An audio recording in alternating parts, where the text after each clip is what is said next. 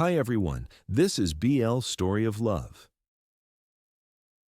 If you turned on this story, get comfortable, turn the volume up, and let yourself live someone else's life, from the first diagnosis to the last hope. Don't forget to support the channel with a like and a subscription so you don't miss new forbidden BL stories you just can't pause. Luca had lived for many years with the feeling that there was some hidden defect inside him, something no textbook had ever described. On the outside, he looked completely normal.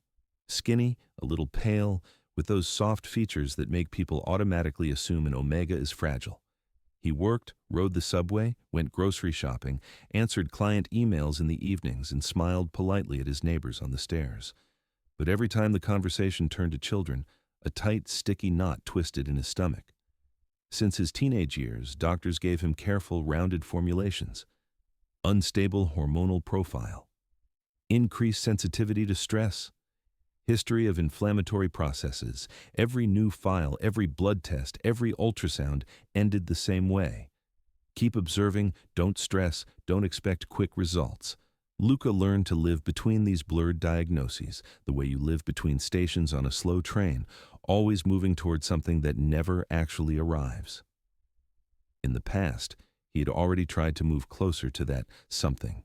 Once he tried to build a relationship with an alpha who, at the start, said all the right things about family and our future children. Those words made Luca's heart jump and freeze at the same time.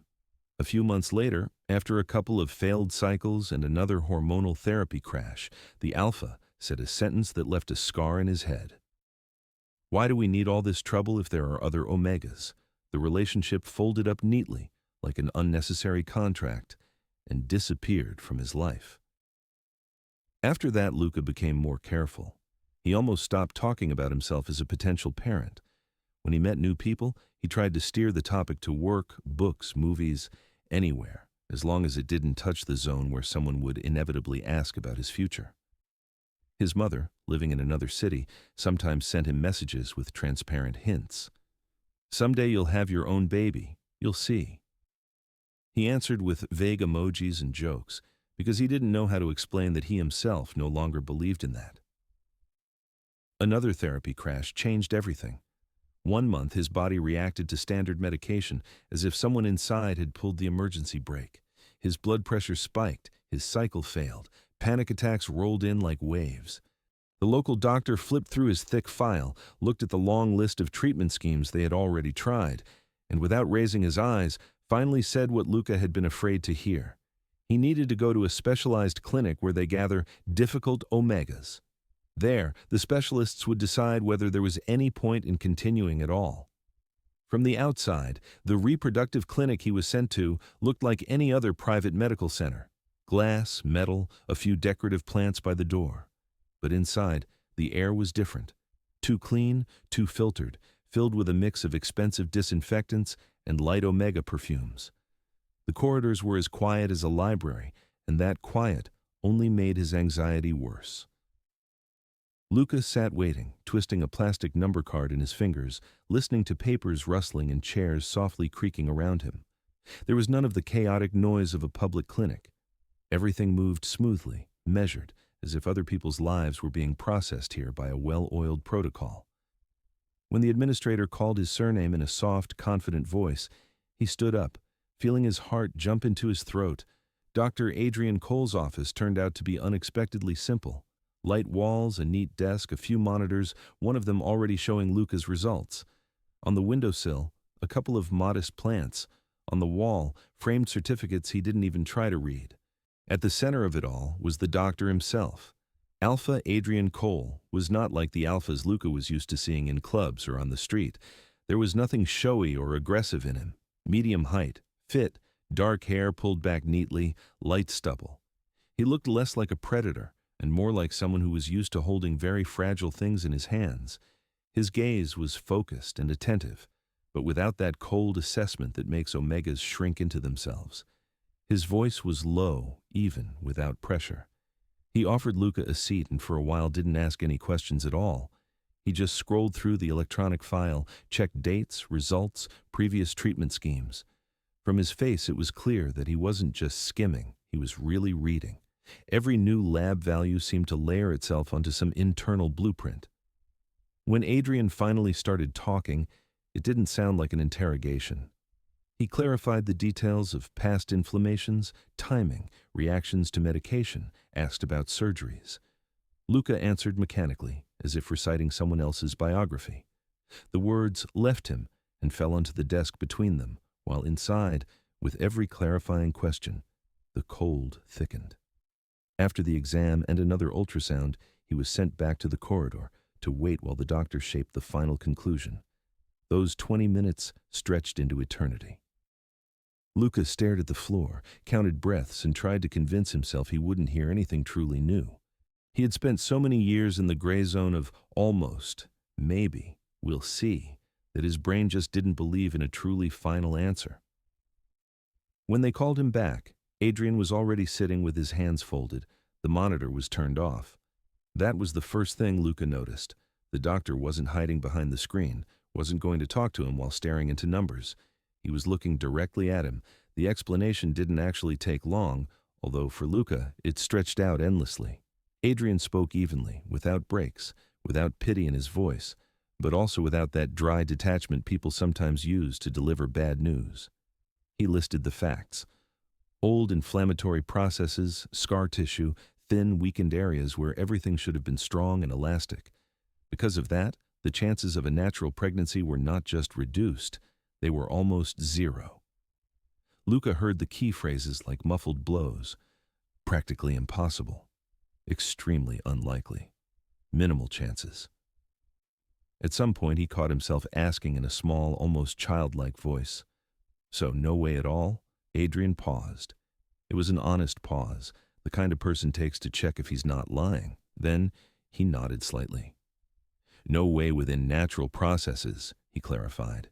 "In theory, there are high-risk protocols, but in your specific case, the risk to your health, to your life, would be completely out of proportion to—" He didn't finish. It was already clear what stood at the end of that sentence, that even if a child somehow became possible, Luca himself would be the first to stop the attempt. The paper lay on the table like the final page of a very long story. Neat lines, diagnosis, recommendations, percentage numbers in clear handwriting. Luca stared at them without reading. The letters broke apart into gray noise. Strangely, he didn't cry, not in the office, not in the hallway.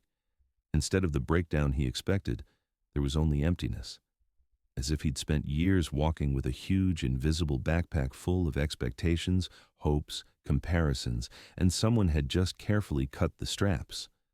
The backpack fell off, but his body, so used to the weight, kept moving purely out of habit, not quite believing it was suddenly free. Outside, the city looked the same. The sky was still overcast, cars were still stuck in traffic, people still rushing somewhere. But the sounds felt different, as if someone had turned the street noise down. In his ears there were only the doctor's words, broken into fragments. Structure is damaged. Natural pregnancy is practically excluded. You need to let yourself live without this goal. He got home on autopilot, threw his jacket somewhere near the hangar, dropped his bag on the floor, walked to the kitchen, poured himself some water, took a couple of sips, and realized he didn't want to eat or drink at all.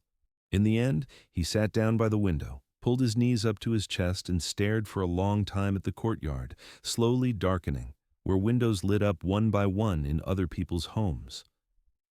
Somewhere out there, behind the glass, there were probably families living the kind of life his mother once imagined for him. Omega, Alpha, children's voices in the morning, toys scattered around, kindergarten schedules. For the first time, Luca allowed himself to admit that this wouldn't be his life. Maybe not now, not someday later. Simply, it won't happen. The thought cut like a knife and soothed like a sedative at the same time. It shredded his old dreams, but it also removed that measuring line he'd been pressing himself against all these years. He no longer had to rate his worth by the number of hypothetical children, no longer had to look at himself through the eyes of some future partner and think, "I'll be hard work, I'm not suitable." Somewhere deep inside, a small, shameful, but honest thought flashed. Now I don't owe anyone anything. It brought a wave of guilt with it, but it didn't disappear. Around the same time, after his shift, Adrian sat in his office going through the list of patients for the next day. Luca's name caught his eye. He rarely let stories bleed from one day into another, but this case stuck. Too many years of attempts in that file. Too many swings between yes and no. He knew his conclusion had cut off not just one scenario, but a whole layer of hopes. And still, even rereading the data, he couldn't find a single honest way to say anything different. He truly believed he had done the best thing for Luca. He had freed him from an endless chase after something that, according to all available medical information, would never happen. He had taken off the weight of a mythical future and handed him back a life where other plans were allowed. At that point, Adrian was sure he had put a full stop. Neat, professional, final. Neither Adrian nor Luca yet knew that this day, this moment where the future seemed to end, was exactly the place where their shared story began to assemble itself from hairline fractures in certainty and microscopic errors in diagnostics. But for now, their world was divided simply. Yesterday, maybe, today, never. And with this never, both of them had to live for a while before it cracked and turned into, how did this even happen? The first weeks after the diagnosis felt like a hangover without the party. Luca woke up with a heavy head but couldn't immediately remember what big thing had happened to justify that emptiness inside. Then, step by step, the details came back. The office, the calm voice, the cold phrasing, the words, "Natural pregnancy is practically excluded," stopped sounding like thunder and became background noise, like the hum of a fridge in the kitchen. Just part of the environment. He chose the simplest coping strategy. He drove himself into routine. Mornings, commute, office, layouts, corrections, typesetting, tiny tasks that were perfect for stuffing his head so full there was no space left for anything else. The small publishing house where he worked had its own rhythm. Deadlines, angry authors, calls, last-minute, redo everything by tonight messages. In that chaos, weirdly enough, there was comfort. Luca started staying at work later and later. Before, he sometimes hurried home because he thought maybe he could meet someone, go on a date, try again to step into the life where an Omega has a chance to become part of someone's family. Now there was no need for that. His apartment turned into a technical point where he could shower, change clothes, sleep a few hours. The real part of his day was the layout work. He was trusted with the most complicated projects. Where others got lost in styles and fonts, he saw structure. In books, catalogs, and brochures, there was something that reminded him of a living body. Everything had to be in its place. Every element had to play its role. When text collided with illustration, he gently moved them apart so they would stop fighting each other. There was a strange irony in that. His own body might not work the way it should, but he knew exactly how to assemble other people's pages in the right order. His colleagues saw him as quiet, reliable, a bit distant. Everyone in the department was used to the fact that Luca didn't talk about his personal life. At lunch, when conversations inevitably slid into who had a baby, who got married, which alpha gave them a ride yesterday, he made a joke, went to pour himself tea, or pulled another layout closer. People wrote it off as just his personality. Yeah, Luca has his own topics. Not about that. Nobody tried to dig deeper. For him, the diagnosis became a convenient inner shield. Before, he tortured himself, wondering why he couldn't keep a relationship, what was wrong with him, what he lacked. Now the reason was clear and printed in his file. In a world where an Omega is expected to give not only tenderness and emotional support, but also heirs, he couldn't offer the most important thing. So why even start? That way of thinking slowly turned into habit. On the subway, he still automatically noticed attractive alphas, but nothing more. The moment he imagined telling any of them the truth about his infertility, the old coldness spread through his chest. His mind instantly produced the phrases they might say, "Why be in a relationship with no prospects? I want my own children." Luca experienced that rejection in advance and stepped aside before any conversation could even start. Sometimes he opened Omega dating apps and scrolled through profiles, reading other people's descriptions. Dreaming of a big family, want a home and 3 kids. Everything there revolved around the same axis. He tried to fill his own profile with something else, books, work, music. But every time he reached the line about future plans, He froze. In the end, he just closed the app without saving anything. Not for me, he cut off mentally, flipping the phone face down. He didn't stop going to the clinic where Adrian worked. Not for Hope. His body simply needed supervision. Hormones still had to be checked. Old inflammations didn't vanish by themselves. Every couple of months, Luca booked an appointment, did his tests, endured the usual shots and ultrasounds. These visits turned into a routine technical inspection, like an oil change for a car. At first, every trip to the clinic hurt. He walked the same corridors, sat in the same chairs, hearing somewhere nearby the muffled cries of joy from other patients who were getting their long-awaited "you're pregnant." No one came toward him with news like that. But the more time passed, the more calmly he accepted that contrast. Adrian also changed in his eyes. At the first follow-up after the diagnosis, Luca expected to be treated like a hopeless case, something checked off for the records. But the doctor, strangely enough, was as attentive with him as he was with patients who still had chances. He explained in detail which values had to be monitored, why the therapy scheme needed to be changed, why it was important not to let chronic issues slide, even if the question of having children was off the table. The main thing was that the doctor never once called him broken. He didn't say things like, "You're just unlucky," or "You just have to accept it." He spoke about Luca's condition the way he would talk about any other feature of a body. There are risk factors, there are things you will live with, but that doesn't cancel your right to a good quality of life. Luca noticed that after seeing Adrian, he left not crushed, but a little straighter. As if someone had quietly, but very clearly, given him permission to be himself, not a pile of failed expectations. Between them, a strange kind of stable balance formed.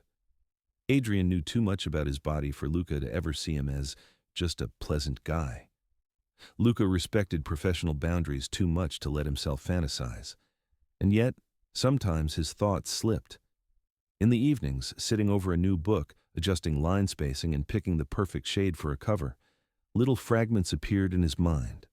The way the doctor firmly pushes the monitor aside to speak to him face to face, not through the screen.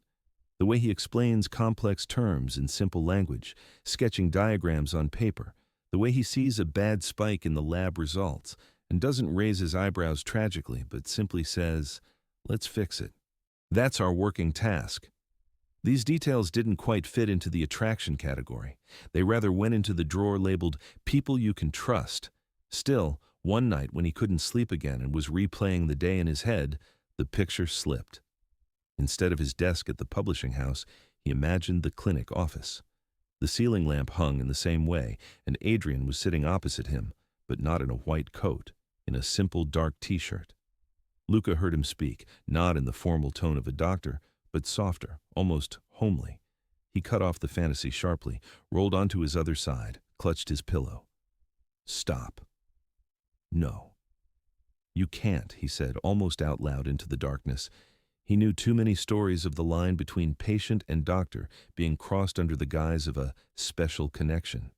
Heard them in waiting rooms, read them on forums, Omegas falling in love with their doctors, building castles in the air, and then crashing hard when the doctor calmly transferred them to another specialist or announced his engagement.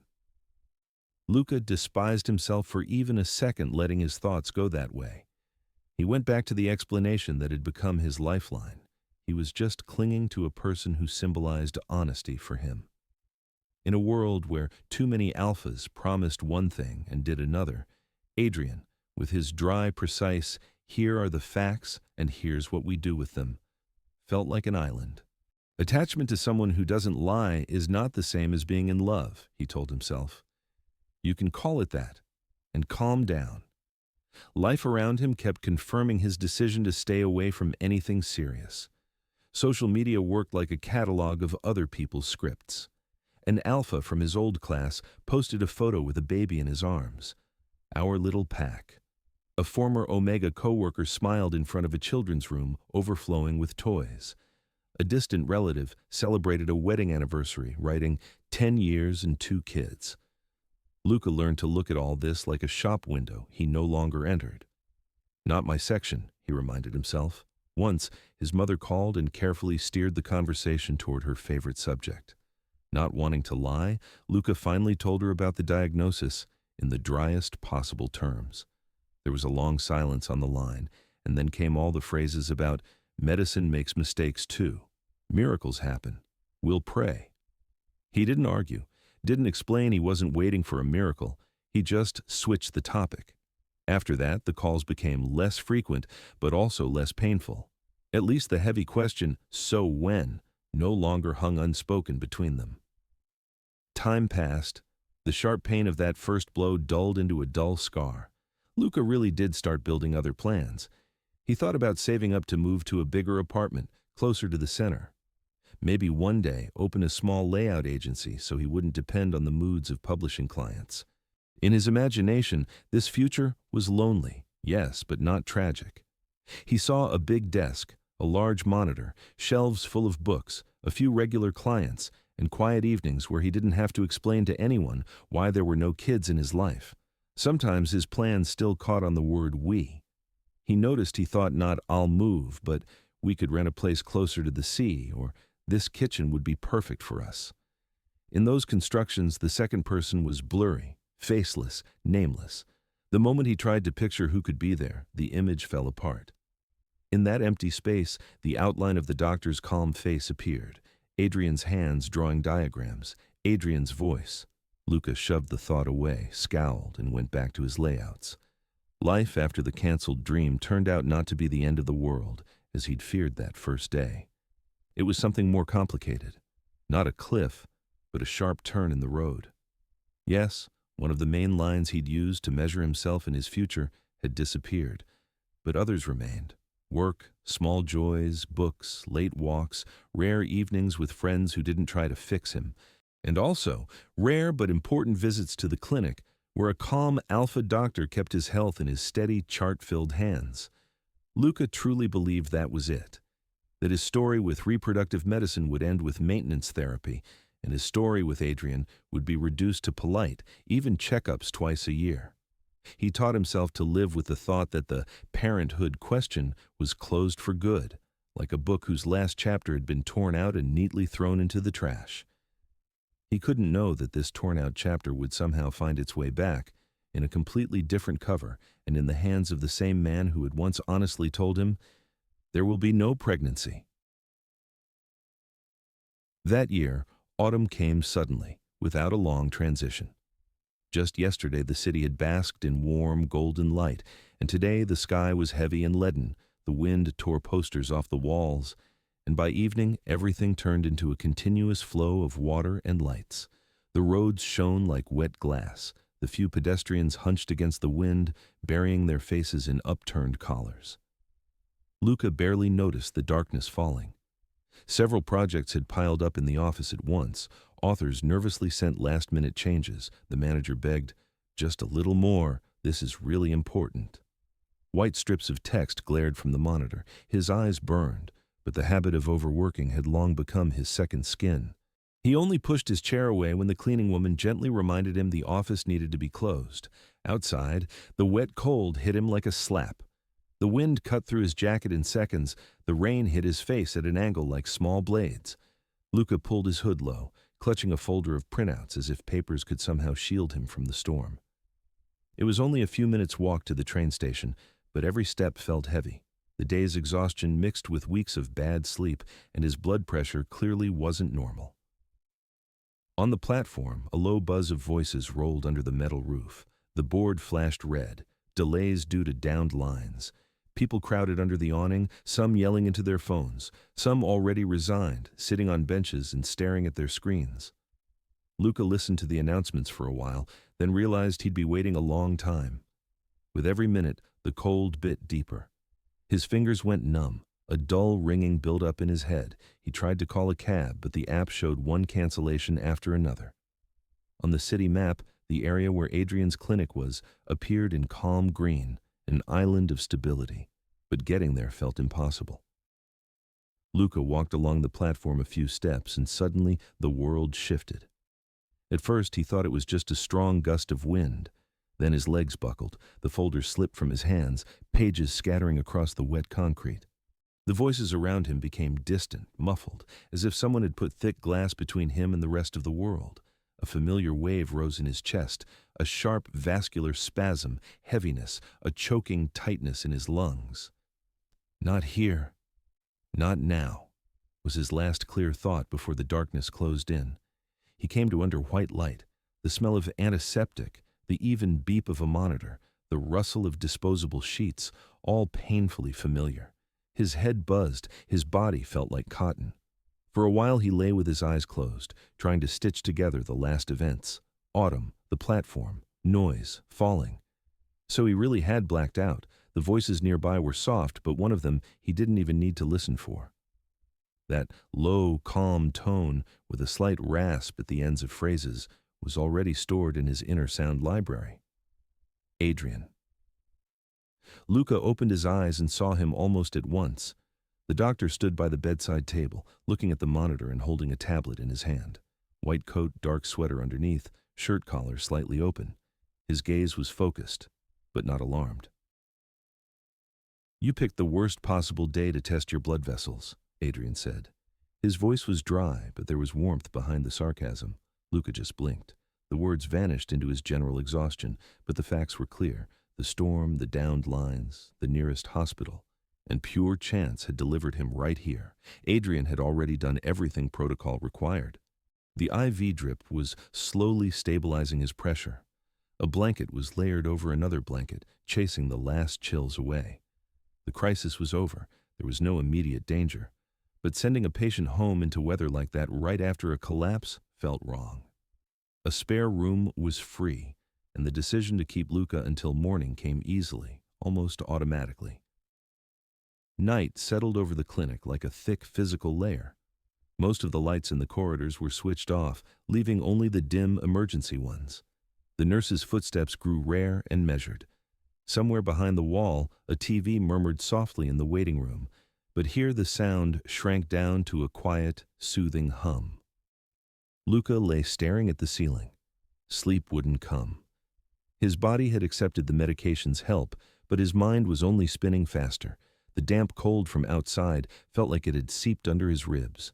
The thought that people had found him, carried him, helped him, should have been comforting.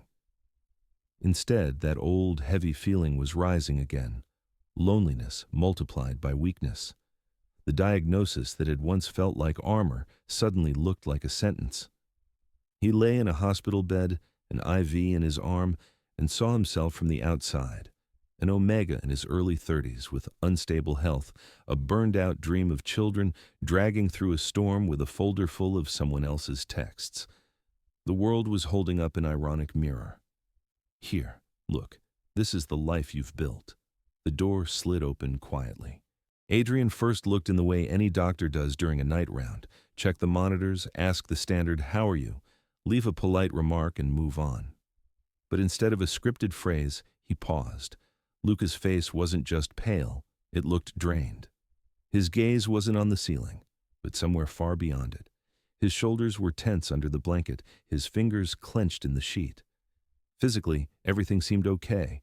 The numbers on the monitor confirmed that. But there was something broken much deeper than his blood vessels. The doctor stepped closer and sat down in the chair by the bed. That already went beyond a basic checkup.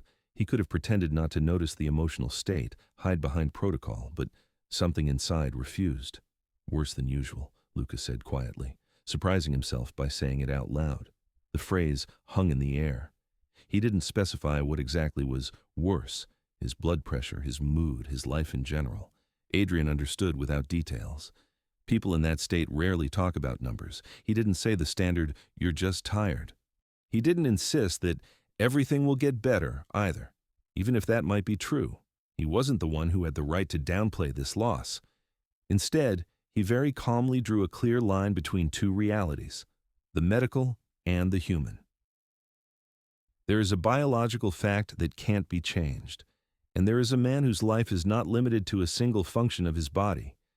The second didn't erase the first, but the first didn't have the right to swallow the second whole. This logic, spoken without dramatics, suddenly shifted something inside Luca. For a few minutes it was genuinely easier to breathe. Time became strange. The clock on the wall showed that their talk lasted about an hour, but subjectively that piece of night stretched far beyond that. A trolley rolled past the door. Somewhere a machine beeped. Someone laughed quietly by the nurse's station. The hospital kept moving along its own routine, and inside this small room it felt like a separate, cut-off space. When the tension finally eased, the usual crash of exhaustion followed.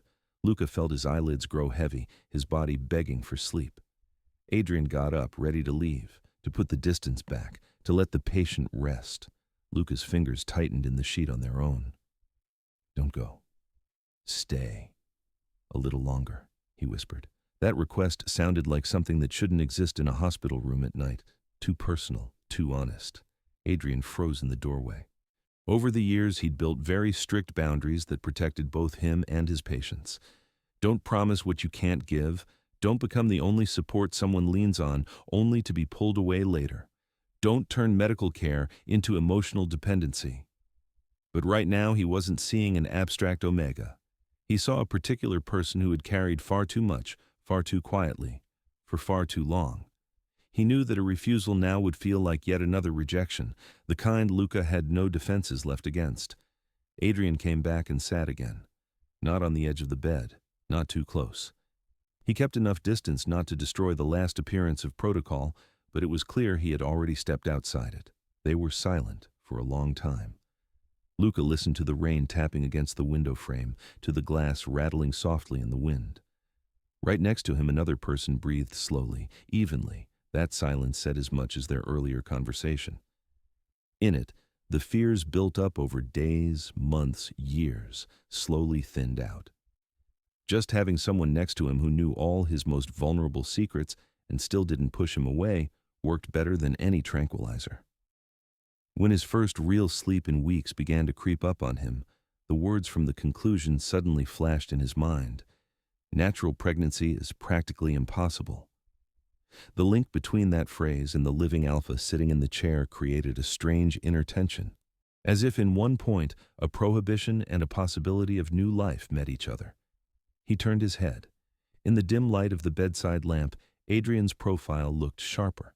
The line of his cheekbone, the shape of his mouth, the tiredness around his eyes. Luca suddenly felt very acutely that the person beside him was not just a doctor, an alpha. A man, someone who had chosen to stay even though he could have left, citing his schedule. That awareness pushed aside for so long broke to the surface. What happened next lived somewhere between impulse and a long-growing hunger for warmth. He hadn't planned to reach for him, hadn't rehearsed how it might look, what it could lead to. It was just that at some point the space between them became unbearable. His hand, resting on the sheet, twitched and moved a couple of centimeters. Adrian looked down, noticed the motion. The look they exchanged didn't fit any medical definition. There was no game, no predatory interest, only recognition and a question. The doctor could have looked away, pretended he saw nothing, and steered everything back into safe waters. He didn't. Luca felt his heart slam painfully against his ribs. Fear and desire collided so sharply that it was hard to breathe. "This is stupid," he whispered. "Yes," Adrian answered just as quietly, and didn't pull away. The human body knows its own scripts better than any protocol. The closeness they had both been so afraid to touch turned out too strong for this fragile situation. Night, storm, loneliness, exhaustion, the feeling of a life that had ended and someone else's calm presence, everything came together in one point. They crossed a line no textbook would ever approve of. Not with sudden grabs, not with rough movements or loud declarations. It was a slow, careful movement toward each other, where every step could have become the last if someone had said stop. No one did. For Luca, it was the first night in a very long time when he didn't think about what was wrong with him. For the first time in years, his body wasn't an object of medical reports, but something alive, able to feel and to give feeling. Every gentle contact softened the fossilized "you can't" in his head and replaced it with a fragile "you can," at least now. For Adrian, this was not some reckless adventure either. Every step into this situation went against his own long-standing rules. But precisely because he understood boundaries so well, he moved carefully, listening, refusing to shift responsibility onto his vulnerable partner. There was more care than passion in that night, more tenderness than impulse. When it was over and the silence returned, it wasn't the same silence anymore. Luca lay there listening to another person's breathing, to the rain still hitting the window. Inside, there was no familiar crushing guilt he'd expected. There was fear, yes, of consequences, of the morning. But on top of everything else, there was a strange, almost childlike relief. For a short time, the world had stopped seeing him only as a diagnosis. By morning, their old defense mechanisms kicked back in. Both were hit by the realization that what had happened couldn't be fitted into any scheduled chart or normal life.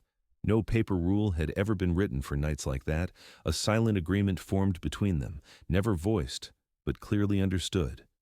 They wouldn't build plans on this night, wouldn't turn it into the beginning of a love story, wouldn't go sliding over the thin ice of, something was always there between us.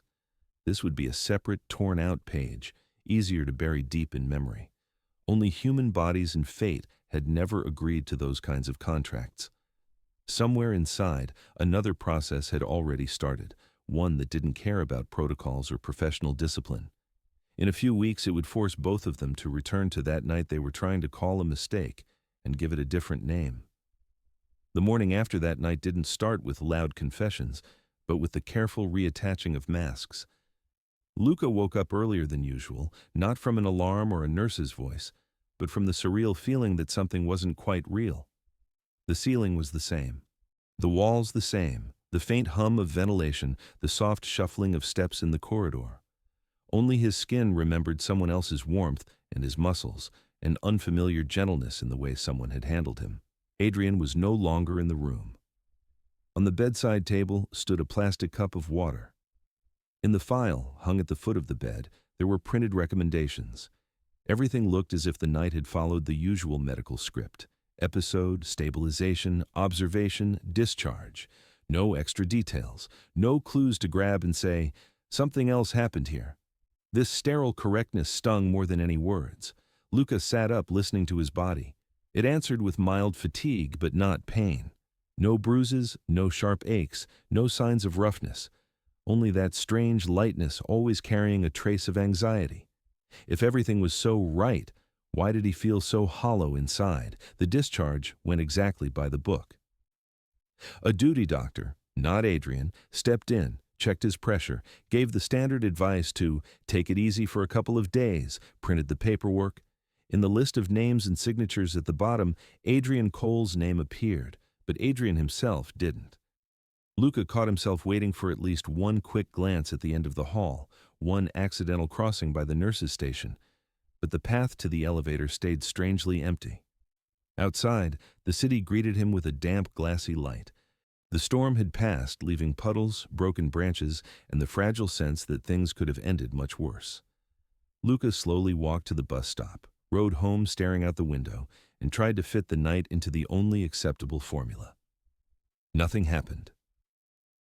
He repeated it like a mantra as he climbed the stairs to his apartment, as he turned on the shower, washed the antiseptic smell and the faint trace of someone else's skin from his body, as he made tea in his kitchen where everything was in its place. His cups, his kettle, yesterday's dirty plate.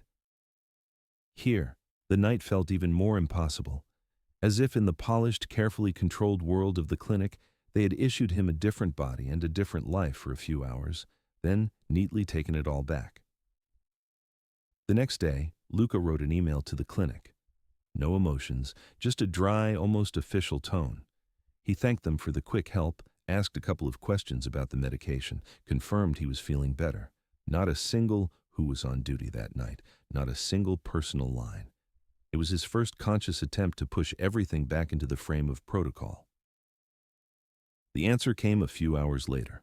A standard message from an assistant with an attached file of recommendations, a repeated schedule of pills, and the polite phrase, "We'll be happy to see you at your next routine checkup."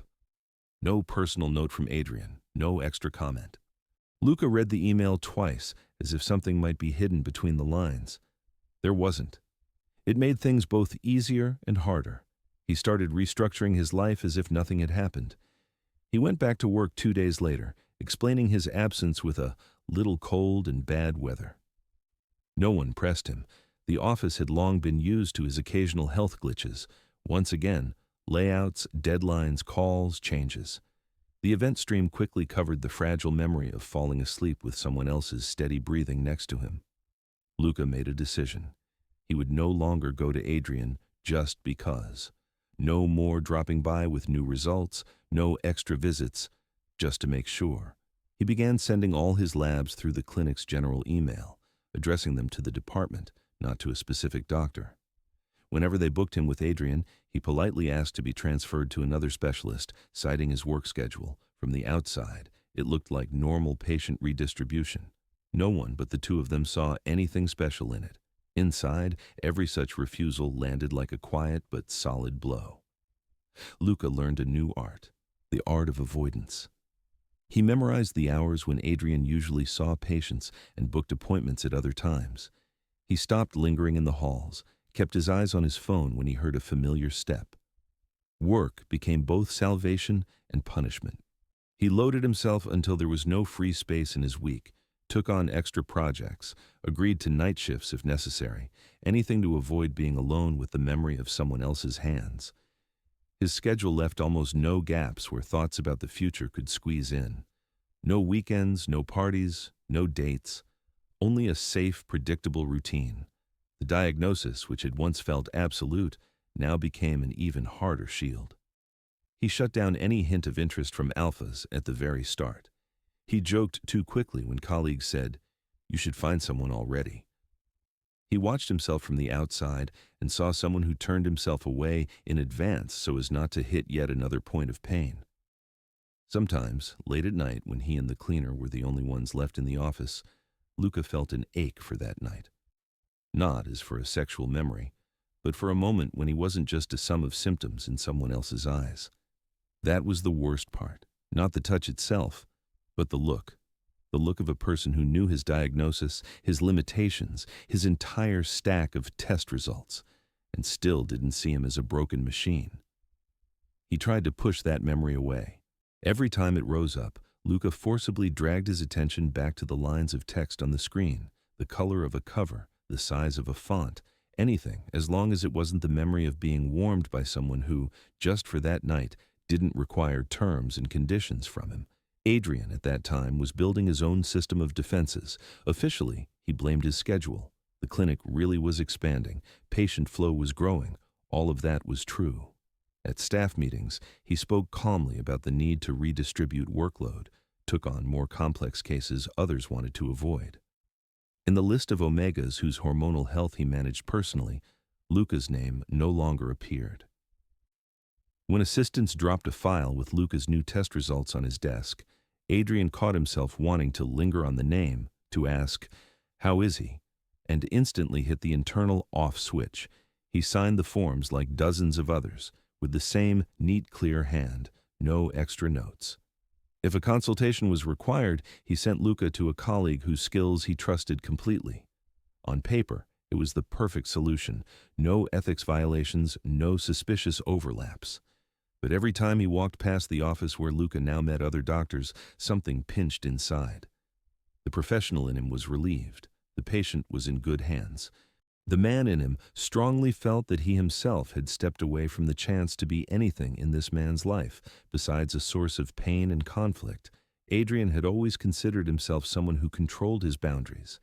He had spent years learning that, hearing too many stories about ruined lives when doctors blurred the line with their patients, trying to save them. He'd seen colleagues lose their license over affairs with omegas. He'd promised himself never to repeat their mistakes. His personal rulebook was strict, almost ascetic, which is why the breach he'd allowed that night burned like acid. He tried to rationalize. One time. A fluke. A storm, breakdown, emotional overload. No one forced anyone. No one got hurt. No one found out. You could put it in the category of human weaknesses everyone has, but no one talks about. You could, but every time he remembered exactly who he'd said those words to and what words he'd used, all that logic fell apart. He remembered that day when he had first calmly looked into Luca's eyes and said, "Natural pregnancy is practically impossible for you." His voice had contained everything he'd spent his career learning: honesty, uncompromising clarity, no false hope. He genuinely believed he was doing the right thing, freeing Luca from a trap of expectations that would keep hurting him again and again. And after that phrase, Adrian had allowed himself to treat this patient a little differently, like someone already freed from the social cage of, "You must be a parent." Omegas often became less anxious once they stopped fearing unplanned pregnancy. He'd seen it dozens of times. It was only later he realized he himself had benefited from that calm. Yes, Luca came to him not as a confused child, but as an adult who understood his own body. Yes, Luca had been an equal participant in that night. But the facts stayed the facts. Adrian Cole, the doctor who'd once assured his patient there was nothing to fear in terms of unwanted conception, had turned out to be the alpha with whom that patient crossed the line. That thought didn't hit him immediately. At first he pushed it away, drowning it out with work, research, new cases. But night still existed in his life too, and in the deep quiet between shifts and conferences, a low roar built up, not pity, not fear, but a heavy mix of guilt and some raw, unwanted reluctance to erase that page. The silence between them grew thick and almost physical. It stretched from the walls of Luca's apartment to the clinic's glass partitions, from his desk at the publishing house to Adrian's office. They no longer spoke, but their absence in each other's lives was as loud a fact as that one short night. Sometimes fate still tossed them cruel little overlaps. Once, Luca came into the clinic lobby 5 minutes early and heard a familiar voice answering someone's question at reception. He froze, turned toward the brochure stand, and pretended to read. His heart hammered like that of a teenager caught somewhere he wasn't supposed to be. Adrian stepped out from behind the counter, walked past him at arm's length. Their shoulders almost touched, but neither turned his head. To any observer, they were just two people passing in a hallway. For both of them, it felt like a blow to an exposed nerve. Luca kept telling himself he was in control. One time doesn't mean you rewrite your whole life. One time is an episode, not a story. The diagnosis hadn't gone anywhere. All his tests still showed reduced function, structural changes, functional insufficiency. He clung to those lines like a lifeline. If his body was officially incapable of pregnancy, then the consequences of that night were limited to the moral dimension. Everything else could be shoved back into the closet. He even felt relieved when his next cycle arrived exactly on schedule. For him, it was proof that the world still followed known rules. He smirked, looking at the calendar. See, drama over, you can relax. His body had obediently followed the script doctors had written, but a couple of weeks later, the first cracks appeared in this neat picture. At first, he blamed the autumn. The fatigue grew heavier than usual. By evening, he was so sleepy he would fall asleep on the sofa before making it to bed. Colleagues joked, "Don't overwork," and he nodded, thinking it was just stress. Then came the morning spells of weakness. He'd get out of bed, go to the kitchen, turn on the kettle, and suddenly the smell of his favorite coffee made him slightly nauseous. Once, twice, 3 times. He frowned, decided maybe his stomach was acting up again. Cut back on caffeine, ate more carefully, booked an appointment with a gastroenterologist. Not at Adrian's clinic, of course, in another district completely. The gastroenterologist looked at the tests, shrugged, gave standard advice. Nothing critical, nothing that truly explained how Luca was feeling. Luca left irritated. One more visit, one more bill, 0 real answers. He went on with his days, clinging to familiar structure, not noticing how small signals lined up into a system. In the mornings, he lingered in the bathroom, staring at his reflection and failing to pinpoint what was changing. His face looked softer somehow. Not swollen, but different. His skin reacted faster to the cold. Sometimes the smells in the subway, perfume, food, smoke, made him flush hot and dizzy. Once he caught himself standing by the office window with a cup of tea, hypnotized by the rain outside. Not the sound of notifications, not a sense of productivity, but the slow, rhythmical fall of water calmed him. Inside, a quiet, almost physical need for peace and steadiness grew, stronger than he'd ever felt it. The month that should have started right on time suddenly hesitated. 1 day late, 2, 3.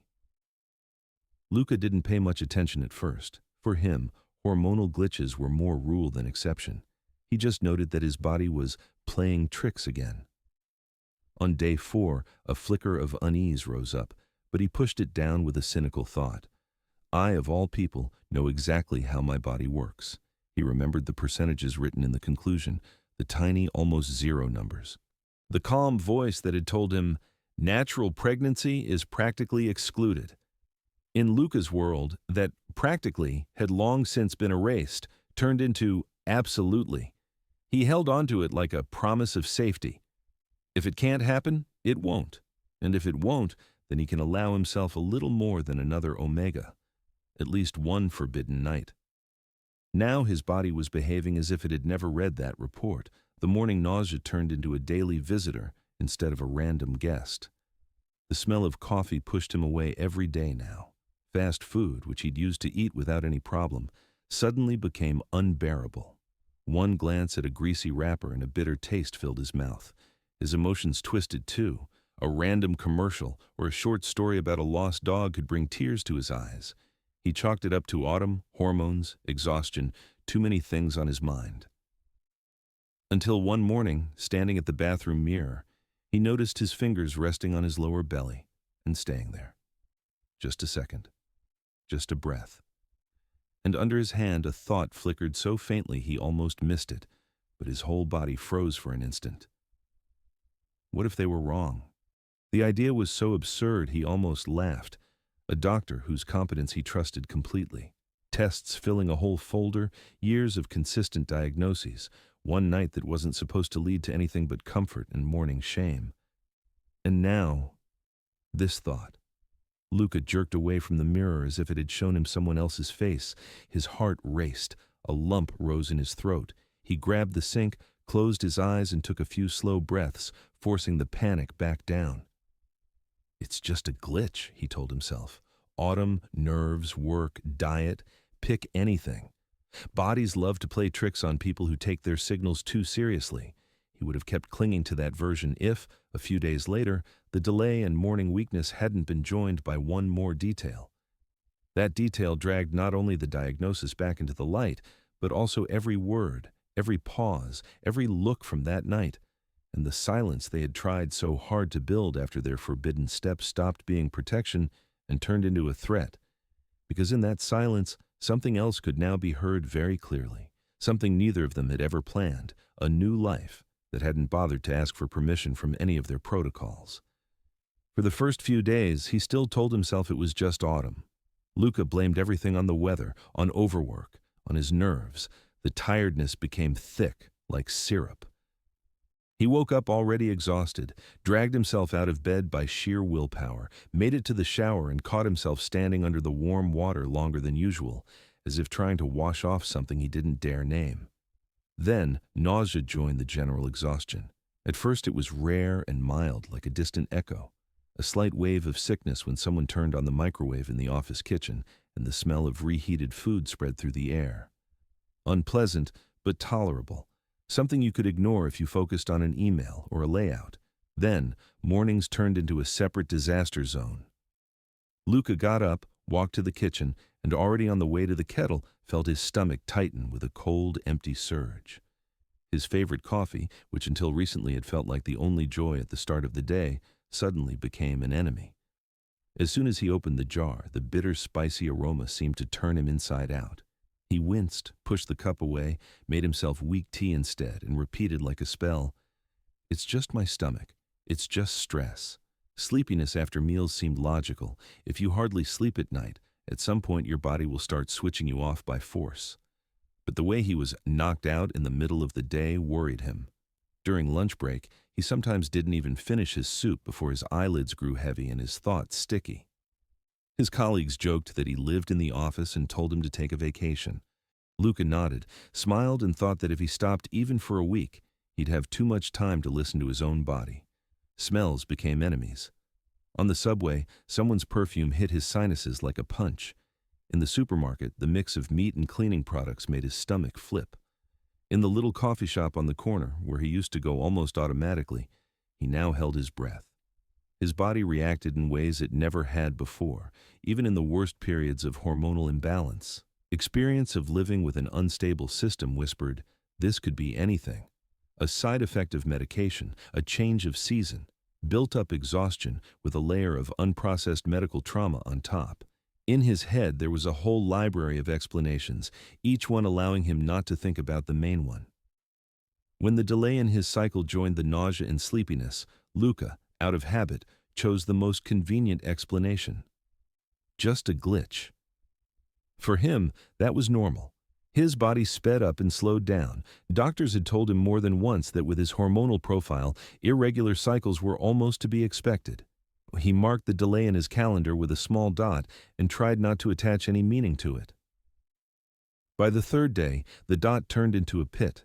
His body was acting strange. His chest became more sensitive than usual. His skin felt hotter than it should in a cool apartment.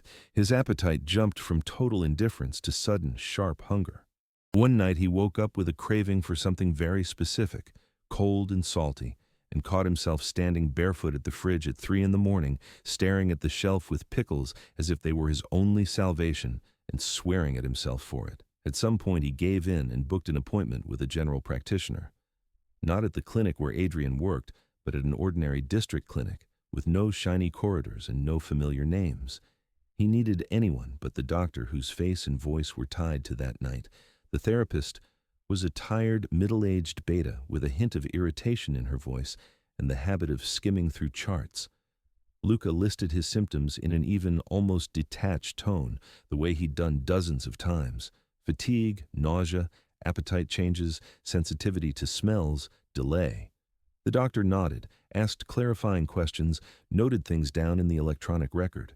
The standard set of tests was almost routine: blood count, biochemistry, hormones. And one more test in the list, written in the same dry, everyday way as the others. Pregnancy test. Luca saw that line and dismissed it internally. A formality, a stamp, an automatic order for any omega of reproductive age. He'd seen that in other people's stories, in articles, in guidelines. In his personal reality, it looked like a checkbox you tick so you can later confirm what you already know. Negative. He gave his blood, walked outside, breathed in the damp air, and didn't allow himself even for a second to think that this line might actually be about him. As long as he didn't have the results, the world lived by the old rules. The answer came a couple of days later, by email. Luca opened it on autopilot, on the move, in a half-empty subway car. He glanced at the subject line to make sure it was really from the lab and skimmed the text. Hemoglobin, white cells, sugar, hormones. Nothing catastrophic. A few values at the edge of normal, but nothing he hadn't seen before. The pregnancy result was almost at the end.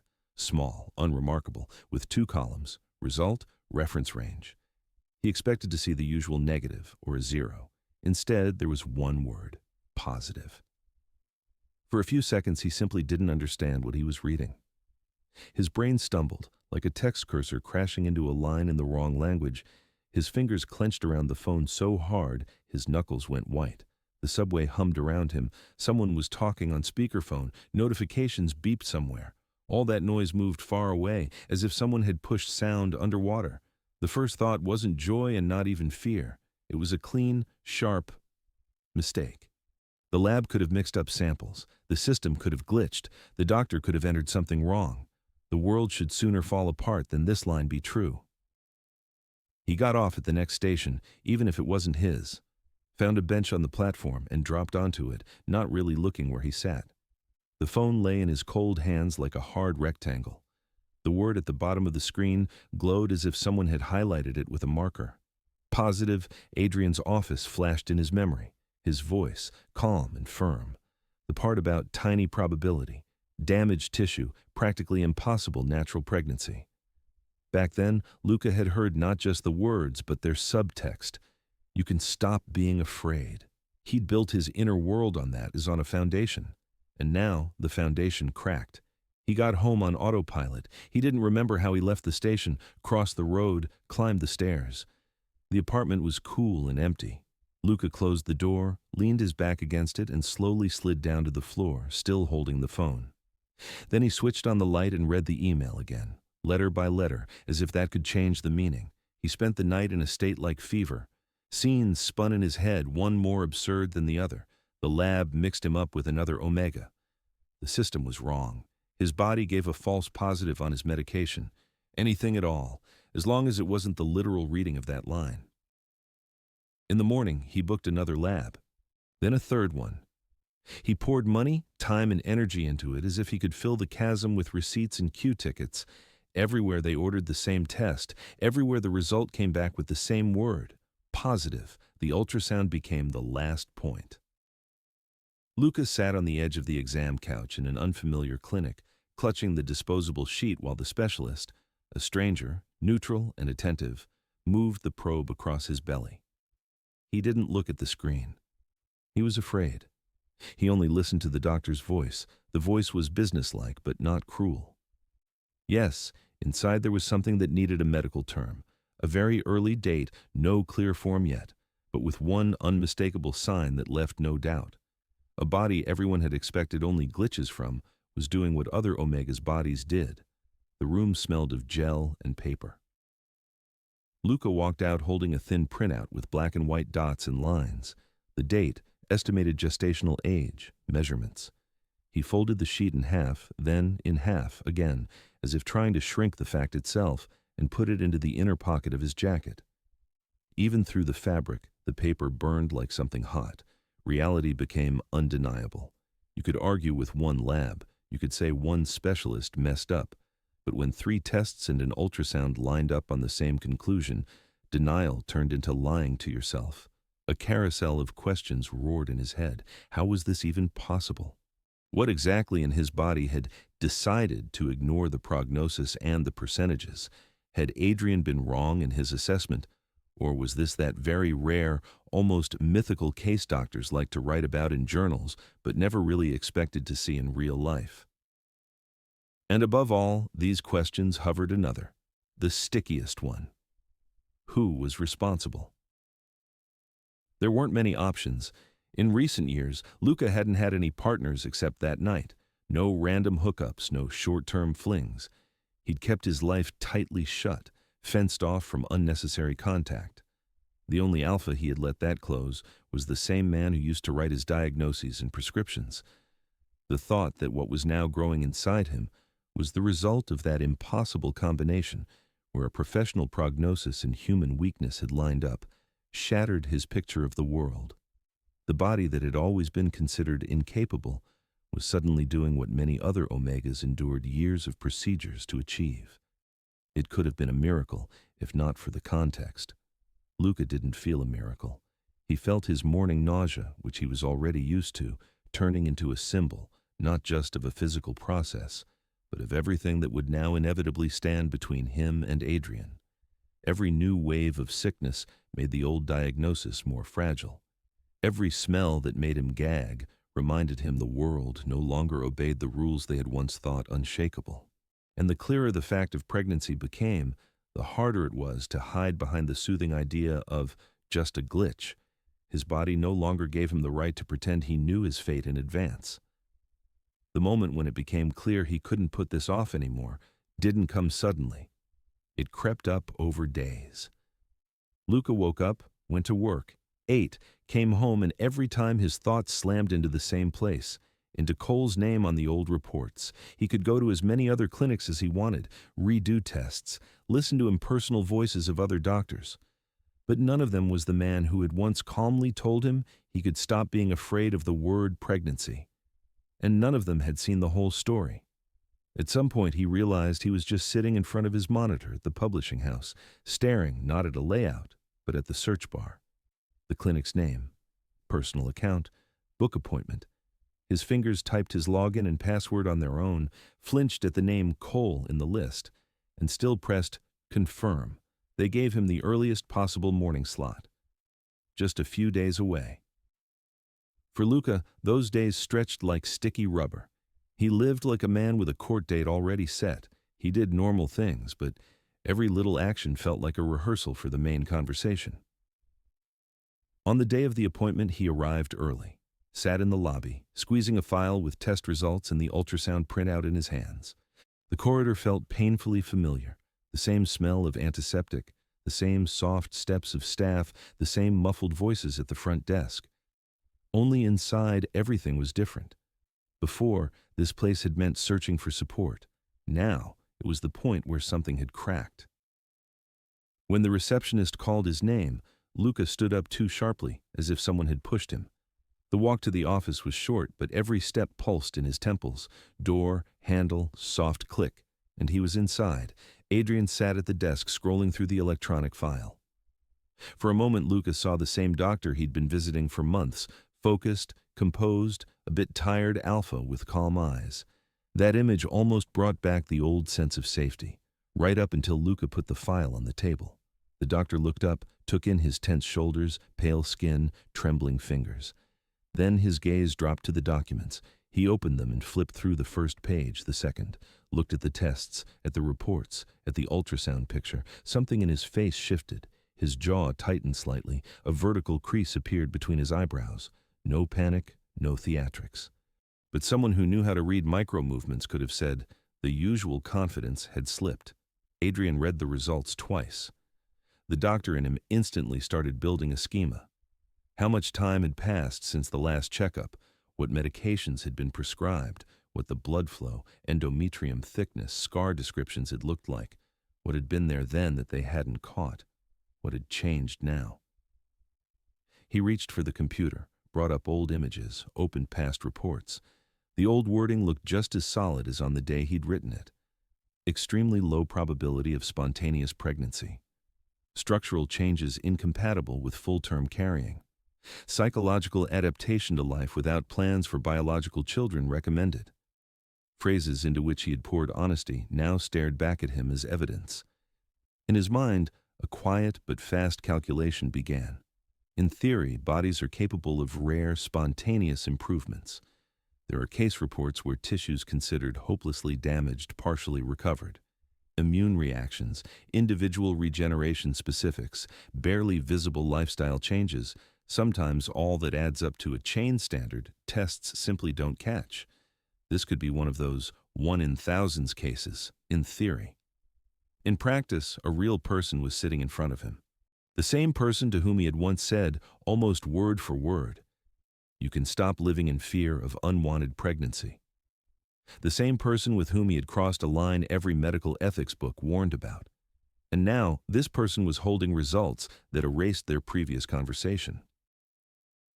"It is possible," Adrian managed finally, and even he heard how tight his voice sounded. From his side, it all looked like a complex medical mosaic, an unpredictable corridor of recovery they hadn't seen. A blind spot in the protocols, an error not born of carelessness, but of the impossibility of predicting a unique body 100%. For Luca, it sounded very different. He didn't see a rare case for a future article. He saw a simple line. The doctor whose words he had trusted had once said, children were not in his future. On that certainty, Luca had built his whole inner map of what lay ahead. On that certainty, he had allowed himself that night, which in any other circumstances would have been wrapped in fear. Now the same doctor was saying his body had somehow found an unpredictable way. Luca sat in the chair with his back straight and his hands cold. He listened to terms like spontaneous regeneration, rare scenario, borderline case. In his head they rearranged into another sentence. I didn't see.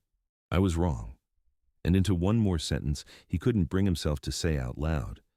You told me I was safe, and you turned out to be the father of something that wasn't supposed to happen. At some point he lifted his eyes and met Adrian's gaze. Heavy, sticky silence fell between them. It carried more meaning than any explanation. You were sure, Luca breathed out at last. Not a question, a statement. Adrian could have started defending himself, said that medicine never gives 100% guarantees, that he had talked about probabilities, not absolutes, that every conclusion always keeps a tiny tail of theoretically possible. But he knew how it would sound. In the life of a person who deals with numbers only in utility bills, a doctor's words become either a sentence or an acquittal, with no ifs or buts. Instead, he exhaled. I truly believed the risk was so low that the phrase hung in the air, unfinished, that you let yourself cross the line, Luca finished silently for him. Trust doesn't usually shatter with one blow. It cracks along lines that were once invisible. Luca remembered every visit to this office, how Adrian calmly said carrying a pregnancy was impossible, how the words about the right to live without this expectation had sounded, how light he'd felt the day someone finally allowed him to stop holding the image of a non-existent child in his head. Now each of those memories came in a different color. The warmth he'd felt toward this man intertwined with cold. He understood that the doctor couldn't have deliberately engineered such a mistake, but he still felt deceived, not just by Adrian personally, but by the system where one opinion has the power to redirect whole lives. Anger rose in waves, at himself for believing completely, at his body for choosing the most impossible moment for a miracle, at the man in front of him for being both the one who spoke the diagnosis and the one who was now inevitably part of this pregnancy's story. Adrian, for his part, was intensely aware that his professional error, even if she fit into medically explainable exceptions, had broken out far beyond the graphs and statistics. It wasn't about someone filing a complaint. It was about a living person who had allowed himself to lower his guard precisely because he believed he was protected from a particular outcome. The realization of his responsibility for the existence of this child hit him late, but hard. He wasn't just a doctor who'd misjudged something. He was an alpha who, at a moment of someone else's weakness, had stopped being just a doctor, and now had to look the consequences in the eye. The office, so familiar, suddenly felt cramped. The air was thick with unanswered questions. What next? How to manage this pregnancy? How to talk about the baby's future when there was a crack between two adults you couldn't cover up with a new treatment plan or pretty words about fate? Luca stood up first. His movements were neat, almost mechanical. He picked up the file without looking at the papers and said only one sentence that made Adrian's insides clench. "I don't know what to do with this, but I know I can't trust you like before." There was no threat in it, just a fact. The door closed quietly without a slam. Adrian stayed alone, staring at the empty chair and at the lines of his own old report on the screen. It still read, "Extremely low probability." For the first time in many years, he felt that wasn't enough. It was enough for statistics, not for a real life. The story couldn't remain between the two of them, even if they both wanted it that way. The clinic had its own algorithms, and one of them eventually triggered. Luca's pregnancy first appeared as just another line in his electronic file. A duty doctor, going through the list of new cases, noticed a familiar surname and the note about a previous diagnosis of extremely low probability of spontaneous conception. The system automatically flagged a mismatch between the old conclusion and the new status. Internal controls were set up for exactly these rare, unpleasant situations. A notification went to the head of the department, then to the clinic management. Before long, the word incident appeared in internal emails. From that moment on, the story stopped being personal and became a case. Adrian was the first to be called in. They invited him not to the usual small conference room where doctors held case discussions, but to a separate meeting space usually used for insurance disputes and controversial diagnoses. Big table, several chairs, a thin file of printed reports and system logs on the surface. At first, the questions were purely professional. What data had the original conclusion been based on? What tests were run?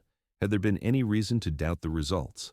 Adrian answered calmly, sorting everything into boxes, recalling specific numbers, hormone levels, endometrium thickness, the scar descriptions. He handled that part as he always had. Here, everything was ruled by protocol and statistics. Then the tone shifted. Who had been on duty the night Luca was admitted with hypothermia? Why he'd been left in the ward instead of being sent home after stabilization? How much time the attending physician had spent at his bedside? Whether there was any written indication that his own doctor, not the night shift, needed to oversee him personally. Every question carried not only a desire to understand, but a careful search for holes in the boundaries. Colleagues who'd known Adrian for years now looked at him more sharply than usual, not because he'd suddenly become a stranger, but because they now saw not just a talented specialist, but a potential reputational risk for the entire center. He didn't deny the obvious. Yes, that night he had stayed with Luca longer than the instructions demanded. Yes, he had allowed himself to step beyond purely professional contact. Technically, everything had happened without pressure between two consenting adults, but in the clinic's coordinate system, that changed little. The mere fact of intimacy between doctor and patient, especially on the background of a complex diagnosis, automatically triggered a cascade of ethical questions. Some colleagues saw the whole story as a string of unfortunate coincidences, a rare medical case where the patient's body recovered in defiance of expectations, a doctor who honestly said what he saw, a night where two exhausted lives crossed in a zone of human weakness. They sighed, talked about reviewing protocols and paying more attention, but didn't see malice. Others passed it through a much harsher filter. For them, the primary issue wasn't the miraculous regeneration, but the broken boundary. In their eyes, an alpha doctor with power and knowledge had slept with an omega in a vulnerable state. The previous infertility diagnosis only made that imbalance sharper. Even if there'd been no coercion, the whole situation seemed suspicious. These two lines of discussion overlapped and argued in the same room. Some wanted to protect a colleague and not turn an honest mistake into a public execution. Others wanted to signal that the clinic did not tolerate even hints of abuse of trust. At the center of all these schemes stood Luca's name, written on the papers as just another parameter in the case. He himself was officially invited to clarify circumstances. The wording was neutral. They gave him an informed consent form, explained that he could refuse, that his words would be recorded in the protocol. Luca sat at the same table where Adrian had sat a few hours earlier and felt less like a person and more like a lab subject. The questions were correct, almost emotionless. Had there been pressure from the doctor? Had he offered any benefits in exchange for intimacy? Did the patient understand possible consequences? Luca answered honestly. There had been no pressure, no promises. That night had happened not because someone demanded or bought something, but because two people at a particular moment couldn't bear their loneliness anymore. But every answer ran into something missing from the forms, the role of the diagnosis. Yes, legally he had given consent. Yes, formally he understood nothing as 100%, but the deep feeling of safety that brought him into that night was built on the doctor's earlier words, on the conviction that pregnancy simply did not concern him. This nuance didn't fit into boxes well. When Luca tried to explain how sharply his sense of self changed after being told he was infertile, the protocols recorded patient's subjective perception of safety. When he spoke about personal trust, they wrote down high authority of physician in patient's eyes. It felt like watching live pain get translated into a foreign, impersonal language. Outside the clinic walls, the story began to seep out like water through concrete. First, as whispers in professional circles. A junior staff member lost self-control and shared the details in a private chat. Then, ex-patients started talking, retelling the news through several layers of distortion. In some versions, Luca was already a naive omega seduced by an alpha doctor. In others, calculating, who used the moment to tie down a successful specialist with a baby. Public opinion shattered like glass. For some, this was a textbook example of abuse of medical power. In their mental picture of the world, the doctor's always stronger, the patient always weaker. An infertility diagnosis given before that night turned what happened into an almost programmed disaster. They saw Adrian as a predator, even if the most shocked and guilty predator in the world. Others followed a completely different script. In their retellings, Luca was the one who knew what he was doing and was now playing victim to get financial and social support from a well-positioned alpha. They focused on the fact that he was an adult, that he had taken part willingly, and now, with pregnancy a fact, was shifting part of the responsibility onto the doctor. In this noisy mess of opinions, two very simple things got lost. Luca's real fear, for himself, for the baby, for the fact that his future might now be decided not by him, but by other people's protocols and verdicts. And Adrian's real guilt, not legal, not calculated, but sitting at the foundation of his professional identity. He had failed where he'd always believed he was someone's solid ground. The clinic tried to find a balance between defending its reputation and treating its staff fairly. To completely ignore the situation would mean admitting that internal rules were for show. To make Adrian into a sacrificial example, paint him as a predator, would mean betraying what they knew about how complex the case was. The compromise was almost inevitable: temporary suspension until the end of the investigation. Officially, it was a standard measure to avoid influence on the process by an interested party. Unofficially, it meant Adrian lost his main instrument, the ability to help, to treat, to correct mistakes, his own and others, with his hands. When he came into his office one last time to pack his things, the space felt foreign. The same desk, the same models of organs on the shelves, the same trays with neatly stacked files. But all of it seemed to belong to that former version of himself, the one who'd believed he knew how to separate personal from professional and saw every risk in advance. Luca, meanwhile, lived in a different kind of vacuum. His pregnancy had stopped being his story alone. At every appointment, in every consultation, he felt people were looking at him not just as a patient, but as that case.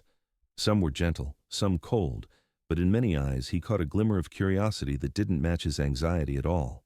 He felt that the baby inside him was, for the system, an argument in a debate about rules. For some, proof of human vulnerability. For others, an excuse to point fingers. Very few saw in this baby simply a new life that had not asked to become an illustration for discussions of medical ethics. Between the bars of other people's interpretations, between commission reports and online gossip, Luca and Adrian remained bound by something only they knew: that on a night when the diagnosis seemed absolute, two adults had allowed themselves to be just people, and that was what they were now both paying for, each in his own way. Chapter 8: Pregnancy Under Crossfire. While lawyers argued over wording, committees rewrote protocols, and administrators debated whom and how to punish, the pregnancy followed its own laws. It didn't care about legal terms, didn't read reports, and didn't wait for verdicts. Day after day, it drained Luca's strength, reshaped his body, and quietly reminded him of itself, with light nausea, with heaviness under his ribs, with an unexpected twitch from the inside. By then, more people knew about his story than he had ever wanted near his body. The information hadn't exploded out in one big scandal, but trickled out through dozens of small leaks. First, someone on staff shared details with relatives. Then, a colleague, out of concern, explained the general situation to close friends. Those friends passed it on to someone else. A city used to living at the intersection of medicine and gossip did the rest. In clinic corridors, people looked at him a little longer than at others, not with open curiosity, but with that sideways look where question and judgment mix. Someone would turn away as soon as he lifted his head, pretending to examine the flu prevention poster. Someone else would stare straight at his belly with clinical interest, as if trying to see through his clothes, that impossible process. On social media, neat, nameless but recognizable retellings appeared. An Omega who'd been told he'd never have kids and still got knocked up by his doctor. Some comments called it a betrayal of ethics. Others said it was karma for being too trusting. Some used his story as a pretext to rant about a corrupt system. No one tagged Luca directly, but the hints were clear enough. A couple of times he made the mistake of opening such threads late at night. The screen glowed poisonous white, the words blurred, but the overall message cut like ice. For most commenters, he wasn't a person, he was a case study. People he knew also split into camps. A few colleagues from the publishing house quietly messaged him with support, offered to help with baby things, asked if he needed a ride to the clinic. Others disappeared into silence, as if any contact with him would automatically put them on one side of the conflict. A couple of people went as far as to say directly, "Well, you knew what you were getting into." Those lines fell on top of his already existing guilt like another heavy layer. The emotional pressure didn't hover in the air separately. His body reacted to it immediately. His nerves, already thinned by hormonal storm, answered each new bit of gossip with uterine tension, sudden weakness, dizzy spells. At night he woke up feeling his stomach turn to stone, his breathing shallow, the same thought pounding in his temples. Not now. Please, not now. Sleep turned into a ragged imitation of rest, with anxiety never really turning off. The doctors managing his pregnancy mostly saw only the medical tip of the iceberg. His file now included threatened miscarriage, chronic stress, unfavorable psycho-emotional background. At appointments, they firmly recommended cutting all burdens, staying in the shadows, giving up work at least until the birth. One doctor, looking at him over her glasses, put it more brutally than the others. He had to stop putting the baby under other people's conversations. He first took extended sick leave, then ended up writing a resignation letter.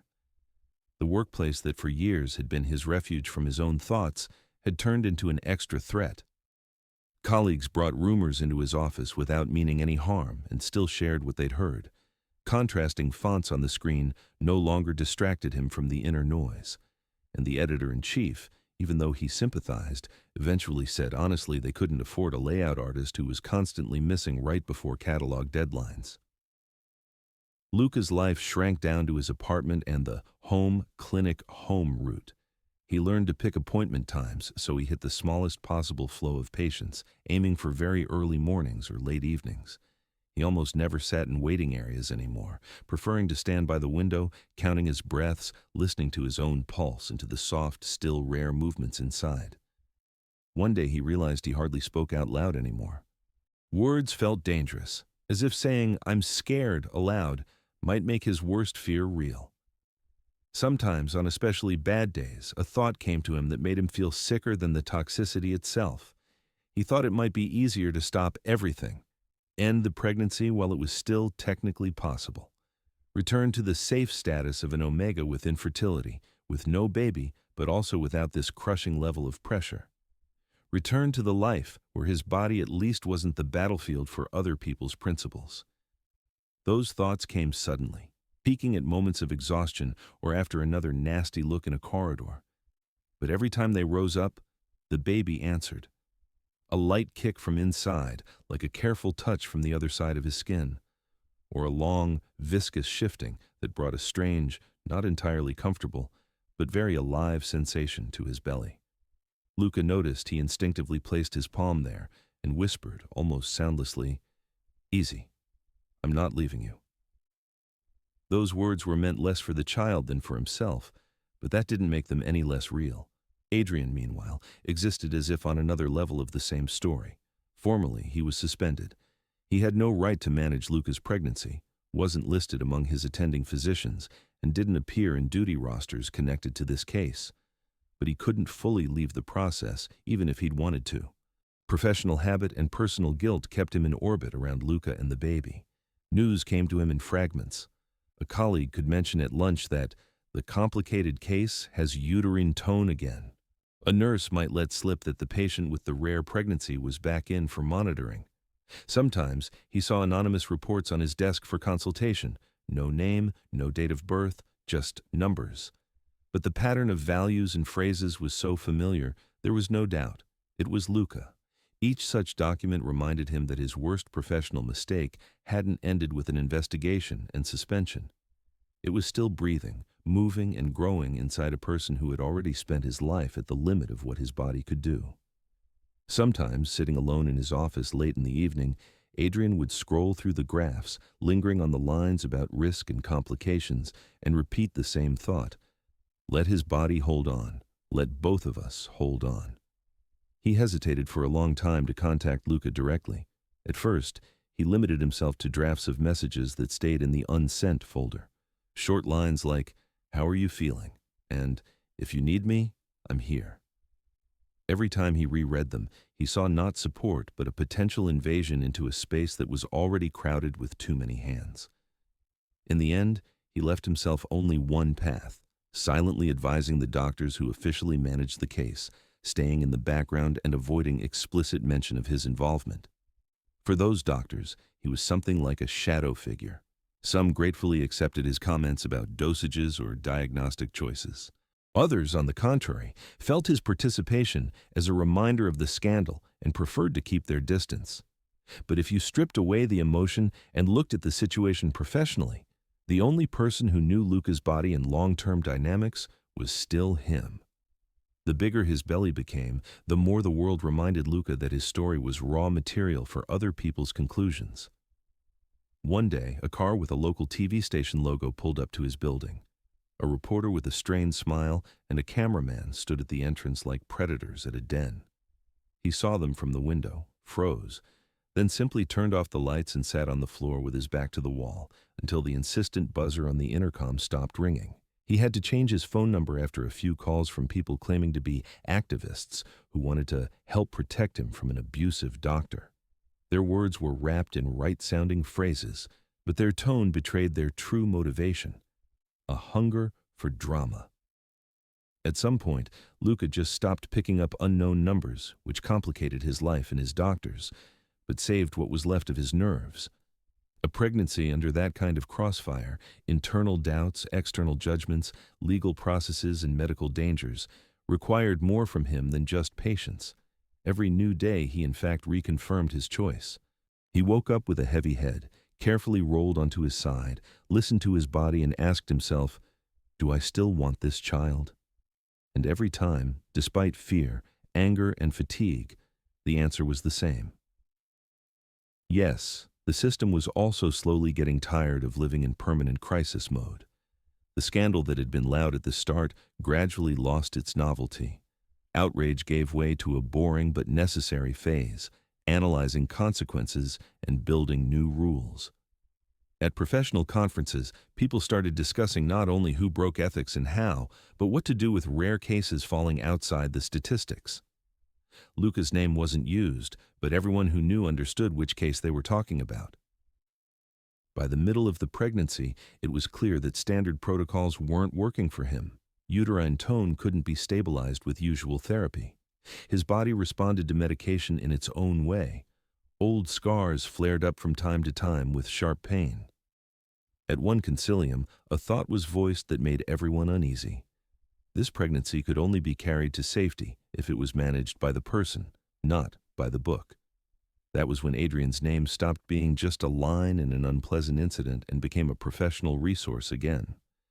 Paradoxically, the same man whose original conclusion had been so far off reality was now the best suited to understand what they were dealing with. The question wasn't whether he was trusted as a person. The question was whether anyone else had the same depth of knowledge about this particular body now carrying another life.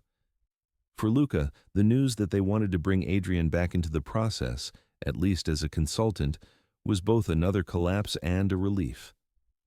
His reaction was a complicated mix of anyone but him and who else can I ask to tell me the truth, not a convenient version. The pregnancy, as if hearing his hesitation, answered with more insistent movement. He understood this spiral, wound by error, pressure, and an unlikely chance, wouldn't unwind back. All that was left was to move forward along the only line they had, every step a compromise between his personal pain and his desire to protect someone who'd done nothing to deserve being born into the middle of all this crossfire. This choice eventually led him to what would later be described in Chapter 9, to a forced but honest cooperation with the only person who could keep this pregnancy from falling apart. By the third trimester, the illusion that Luca's pregnancy was simply difficult had fallen apart entirely. His body was starting to give out. Swelling, which at first seemed normal, turned into a worrying sign within a few weeks.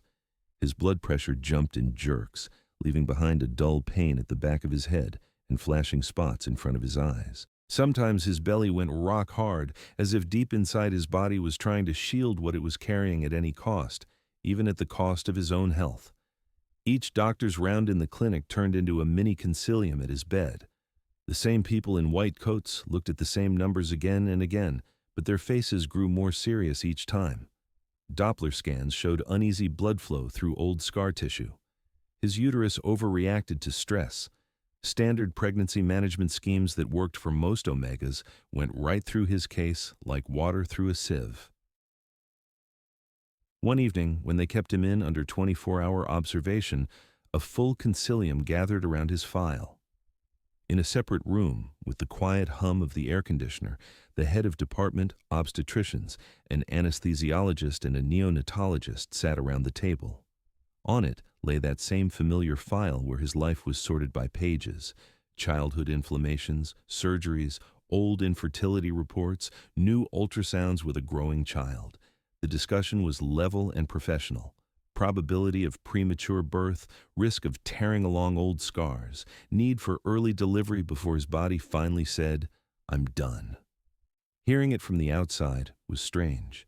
His body sounded like a complex but abstract problem, while every percentage in those phrases had real weight in his bones and his fatigue. At some point, they hit a dead end. Too many unknowns, too many rare factors.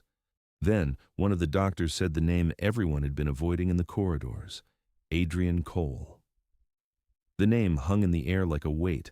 Professionally, everything was obvious. He had been the first to gather Luca's story piece by piece. He understood better than anyone else the quirks of his body, remembered how his tissues reacted to different drugs, what complications came after each procedure. He had the kind of rare experience that textbooks file under recorded and isolated cases. On the human level, this decision looked like a stress test for everyone. The clinic administration didn't hesitate long. Bringing back a doctor who was still under internal investigation was a serious reputational risk. But a maternal and neonatal death on the background of their refusal to use their best expert would be a far bigger threat to their reputation.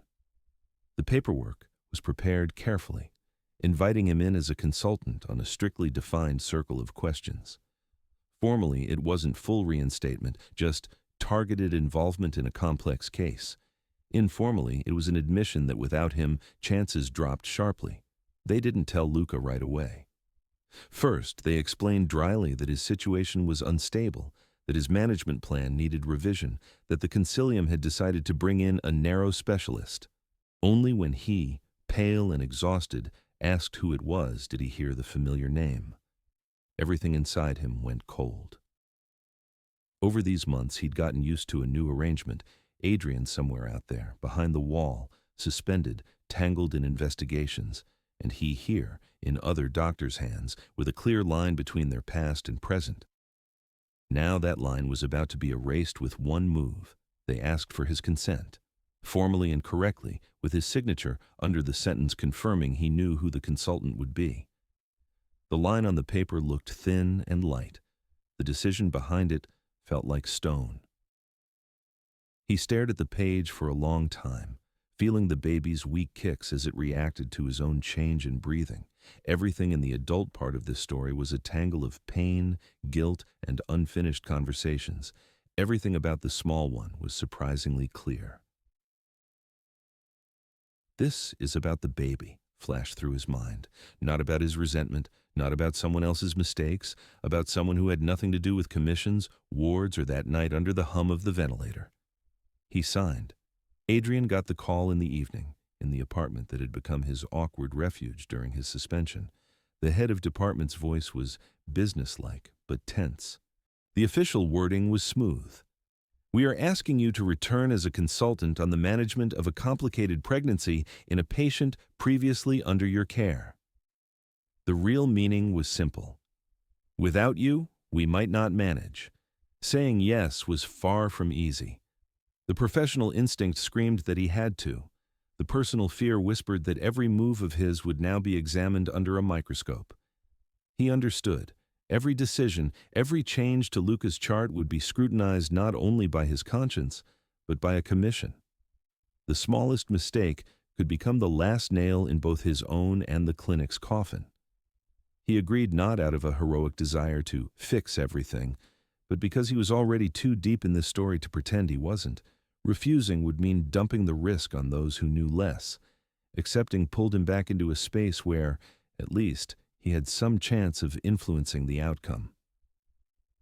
The first meeting was set in a separate office, not in the rooms where ordinary appointments were held. The space was almost sterile: a table, 2 chairs, an ultrasound machine, a monitor. No photos on the walls, no extra objects that might remind them of the old working routine. Luca came in slowly, holding onto the wall. His body was heavy now, every movement an effort. His tests, other doctors' reports, and a monitoring plan lay in a file at the edge of the table. Adrian stood up but didn't take a step toward him. They met each other's eyes like two dry, wary men who knew too much about each other to pretend this was just another appointment. 2 phrases flashed through the air almost at once, but neither was said aloud. "You're just in time," and "you shouldn't be here." Instead, a dense, unexpectedly working silence filled the room. They started with the numbers: the baby's heartbeat, Doppler readings, uterine tone, Luca's weight dynamics, blood test results. Adrian clung to the figures like to handrails, not letting himself slide into memories. He spoke about complications clearly and evenly, explained the risks, drew parallels with rare cases in the literature. Luca listened, clinging to that professional tone as the only thing that kept him from dissolving into emotion. The reality was simple and brutal. Luca's body was dragging the pregnancy on the edge of its capacity. Tissues once scarred by inflammations and surgery were now working overtime. Going any further along the standard path was dangerous. The risk of rupture, bleeding, fetal distress grew with every day. Leaving everything as it was meant, simply hoping his body would hold out just a bit longer. Intervening meant consciously choosing early delivery with all the possible consequences for the baby. Adrian carefully outlined what needed to be done: tighter monitoring, more frequent ultrasounds, strict bed rest, preparing for early delivery, most likely by C-section, with a neonatal team already in place, steroid therapy, so the baby's lungs could mature at least a little more. Each word shattered Luca's naive remaining ideas about birth as something that would just happen by itself somewhere down the line. Their relationship during those weeks looked like a fragile bridge made of dry, technical sentences. There were no confessions, no attempts to justify anything. Only work. Luca asked short, specific questions, avoiding any wording that might touch their personal history. Adrian answered just as specifically, allowing himself only the rare pauses he needed to rethink his own past decisions. Over time, that forced cooperation began to change the inner geometry between them. For Adrian, the pregnancy stopped being just the embodiment of his mistake. It became a task he was bound to see through, even if the result was far from perfect. Every good test, every crisis-free day felt to him like a small step toward redemption, even if he never used that word. For Luca, working together became a strange form of strength. Before, he'd felt completely dependent on doctors' decisions, like an object passed from hand to hand. Now, everything happening was tied directly to his own choices. He had agreed to let Adrian back into his story. He signed every form for extra tests. He himself asked the hard questions, no longer afraid to hear frightening truths. In the clinic corridors, people still talked about them. Some whispered how awkward it is to see them together. Others quietly respected the professionalism. Not every doctor would risk returning to such a high-profile case. But in the ward, in the consulting room, behind a closed door, those opinions turned into white noise. There were only 3 of them there: a doctor, an Omega, and a baby around whom this whole fragile structure had been built. The closer they came to the rough line, doctors called the minimum viable term for early delivery, the denser the invisible bond between them felt. Every new day without a major crisis looked like stolen time. Every deterioration like a reminder that delay couldn't go on forever. The birth plan took shape gradually, like a musical score written by several authors at once. It set out everyone's roles, from the anesthesiologist to the neonatologist, from the on-call team to Luca himself, who needed to come into the operating room not only with his body, but with enough inner readiness to let go of control and trust his body and baby to those who would stand over the table. As Adrian drafted that plan, he felt the same thin line under his fingertips every time. He was the one who had once said, "Pregnancy is almost impossible." Now he was the one to lead this pregnancy across the last, most dangerous boundary. There was no convenient sense of fixing the past in that. Only new decisions, each one potentially decisive. Luca, lying on the hospital bed in the evenings and listening to machines beeping in other rooms, returned mentally to the same point again and again. He hadn't forgiven. He hadn't forgotten. He still remembered how one sentence from the doctor had become the basis of his personal catastrophe. But where before there had been only a heavy lump of anger and resentment, a new layer appeared, the understanding that he and Adrian were linked not only by a mistake, but by shared responsibility. Forced cooperation became their only honest support in this story. Not friendship, not romance, not an attempt to go back to how it was, but a sober agreement between two men. Both had taken part in a decision that led to this pregnancy. And now both were obliged to do everything they could so that the small life growing inside a tired, fragile body got a chance to be born. The decision about the date of the operation wasn't made in one moment. It was as if the doctors gradually led them both to it, step by step. Sometimes the numbers stabilized, then slid back into the danger zone. The monitors pinged worrying peaks. Old scar tissue behaved unpredictably. One day it became clear they couldn't wait any longer. Luca's body had already done more than anyone had the right to demand of it. The concilium marked a date they called minimally safe for the baby and maximally acceptable for the mother. That was the day they scheduled the C-section. The night before stretched into a thick pause. The ward was dim, the machines clicked softly, showing readings Luca no longer even tried to follow. Inside him, the baby moved, not as actively as in the middle of the term, but steadily, as if he too could feel something coming closer. A nurse came in to take the last tests, check his blood pressure, ask the standard questions. Luca answered automatically, his thoughts circling back again and again to that same office where he'd once heard almost zero chance. Between that past almost zero and tomorrow's definitely yes lay his entire new life. He barely slept until dawn. He lay there listening to the trolley rolling somewhere down the hallway, someone coughing in the next room, the muffled voices of staff talking in low tones. Fear and a strange calm took turns walking in circles inside him. He was scared for his body. Would it hold? He was scared for the baby. Would he make it? But underneath all that, there was a quiet, stubborn thought. I've made it this far. There's no going back anyway. Adrian didn't sleep either. Officially, he wasn't on duty that night, but he never left the clinic properly, staying on in a separate room with thick walls and a pile of protocols. He reread the surgical plan again, wrote out on a separate sheet the possible complications, their signs, and the team's responses. He knew all of this by heart, but he needed something for his hands and head to do so he wouldn't have to listen to his own heartbeat. Too much tied him to this patient to hide behind the usual word case. Morning came too early and too bright. They woke Luca before the sun had risen above the rooftops. Several people came into the room at once, the anesthesiologist, a nurse, an orderly with a gurney. Everything moved fast, rehearsed, practiced without extra words. Bracelet on his wrist, signature under the surgical consent, a quick check for allergies, a short, "If you get scared, tell us." Luca nodded, though he wasn't sure his voice would even reach his throat if he tried to speak. On the way to the operating room, he stared up at the ceiling, watching the identical panels and occasional lamps slide past. It felt like he was traveling down a corridor between his two lives. In one, he had always been the Omega with the "it won't work" diagnosis. In the other, there was already a real child who needed to be born at any cost. Somewhere in the middle lay that night the mistake, the investigation, the months of carrying on the edge. All of it now shrank down to a single point. The operating room met him with cold and light, white, almost blinding light, the smell of antiseptic, the metallic gleam of instruments, the dull sounds of machines being switched on. There were a lot of people, but each one was in their place, like a well-rehearsed play. The anesthesiologist explained again that they would do a spinal block, that he would remain conscious, but feel no pain below the chest.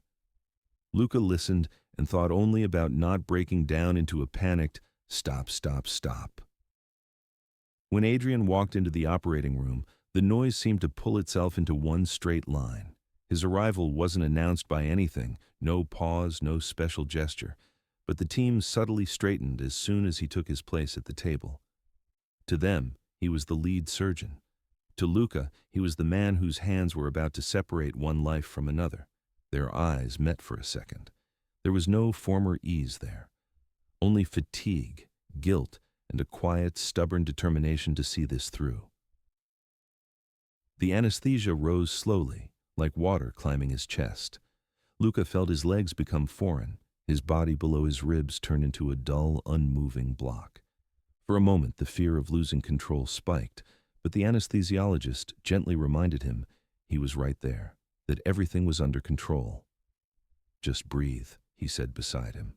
Luca grabbed onto that word like onto the only clear task left to him. He didn't feel the incision, only a vague pressure and a strange sensation, as if someone were flipping pages inside him. Beyond the drape that separated the surgical field, clear commands rang out: instruments, clamps, suction, blood. The team worked as a single organism. Adrian spoke little, but every short order was precise, habitual. In that moment, he wasn't the man who had once misjudged a prognosis. He was the surgeon walking a tight line between two lives. Time in the operating room turned viscous. A minute stretched like rubber. Luca heard his own breathing, the rustle of a cloth near his face, the occasional, "Everything's going according to plan" from the anesthesiologist. He tried to imagine what was happening behind the drape, but even his imagination gave up. All he could do was wait. The baby's first sound didn't come as a warning. It hit like a blow. A short, outraged cry split the air, split him, as if someone had shattered the glass, separating him from the world of other people. It wasn't a perfect movie wail, but a hoarse, unsure voice of someone who had just been thrown into a bright, cold world. Luca felt a lump rise in his throat. "He's real," flashed through his mind. Not on a scan, not in a test line, not in other people's arguments. Here. After that, everything happened fast and very slowly at the same time. The baby was passed to the neonatologist. They checked his breathing, skin color, reflexes. Questions were asked in whispers. Answers came back dry, but with a thread of cautious optimism. Yes, he was early. Yes, he would need close monitoring. But the main thing, he was breathing on his own. He was reacting. He was holding on to life the way he knew how. Despite the protocol, the neonatologist gave Luca a moment to feel his child. A soft, warm bundle touched his shoulder and chest, while tubes and sensors were still being attached. His body responded instantly. All the wording, almost zero, rare case, diagnostic error, fell away. There was only one simple sensation left. He's mine. He didn't see the face clearly. Anesthesia, bright light, tears blurred everything. But the weight of that small body, the warm, damp smell of skin, the short little snuffle, that was enough to flip the world onto another side. They took the baby almost immediately to the monitoring unit, to the incubators and machines that would help him through the first days. Luca followed him with his eyes as far as his position allowed and felt a strange emptiness under his ribs. Where there had been movement just hours ago was now a flat, hollow space. Adrian didn't allow himself even a second's distraction. While the team worked on the newborn, he finished his part. Luca's tissues demanded special care: old scars, new incisions, risk of bleeding. He sutured as if he were piecing together a complicated, fragile structure, knowing that how carefully he did it would affect not only recovery, but whether Luca would ever again be able to perceive his own body as something other than a battlefield. When it was all done, he simply told the team the necessary minimum, that the operation was complete, blood loss within acceptable limits, condition stable. On paper, the words sounded dry and impersonal. Inside, they rang with such strong relief that for a moment he wanted to step out of the OR and just lean his forehead against a cold wall. They moved Luca to recovery under the soft, lulling effect of the medications. He drifted in and out, catching fragments of staff conversation. Pressure's holding. Temperature's stable. We'll move him to the ward later. In those bits of consciousness, it sometimes felt like everything had been a dream, a long fantasy about an impossible pregnancy. Every time he thought that, his chest responded with a faint phantom sensation, as if the baby still lived in his body's memory. His first real conversation with reality happened without words, through glass. When the anesthesia wore off enough and the doctors were sure he was stable, a nurse helped him sit up, settled him into a wheelchair, and pushed him to the neonatal unit. There, behind the clear walls of the incubators under the soft glow of lamps, lay the smallest residents of the clinic. His son was among them, tiny, thin, with a head a bit too big for his body, with wires and sensors stuck to his skin. But he was breathing. His chest rose and fell rhythmically. Tiny fingers sometimes clenched at the air. Luca looked at him without trying to put anything into words. The only thing he could do was be there. Take in that image, lay it deep enough inside himself that he would never again, under any circumstances, allow himself the thought that he wasn't made to be a parent. Adrian stood a little apart, giving him space.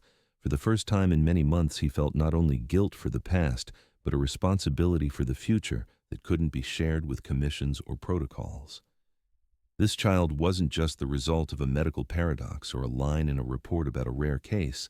He was a new starting point for all three of them. After the birth began, the period doctors called the early postpartum, and life called a new level of uncertainty. Luca first had to learn to trust his own body again, the body that had managed to carry and deliver despite all forecasts.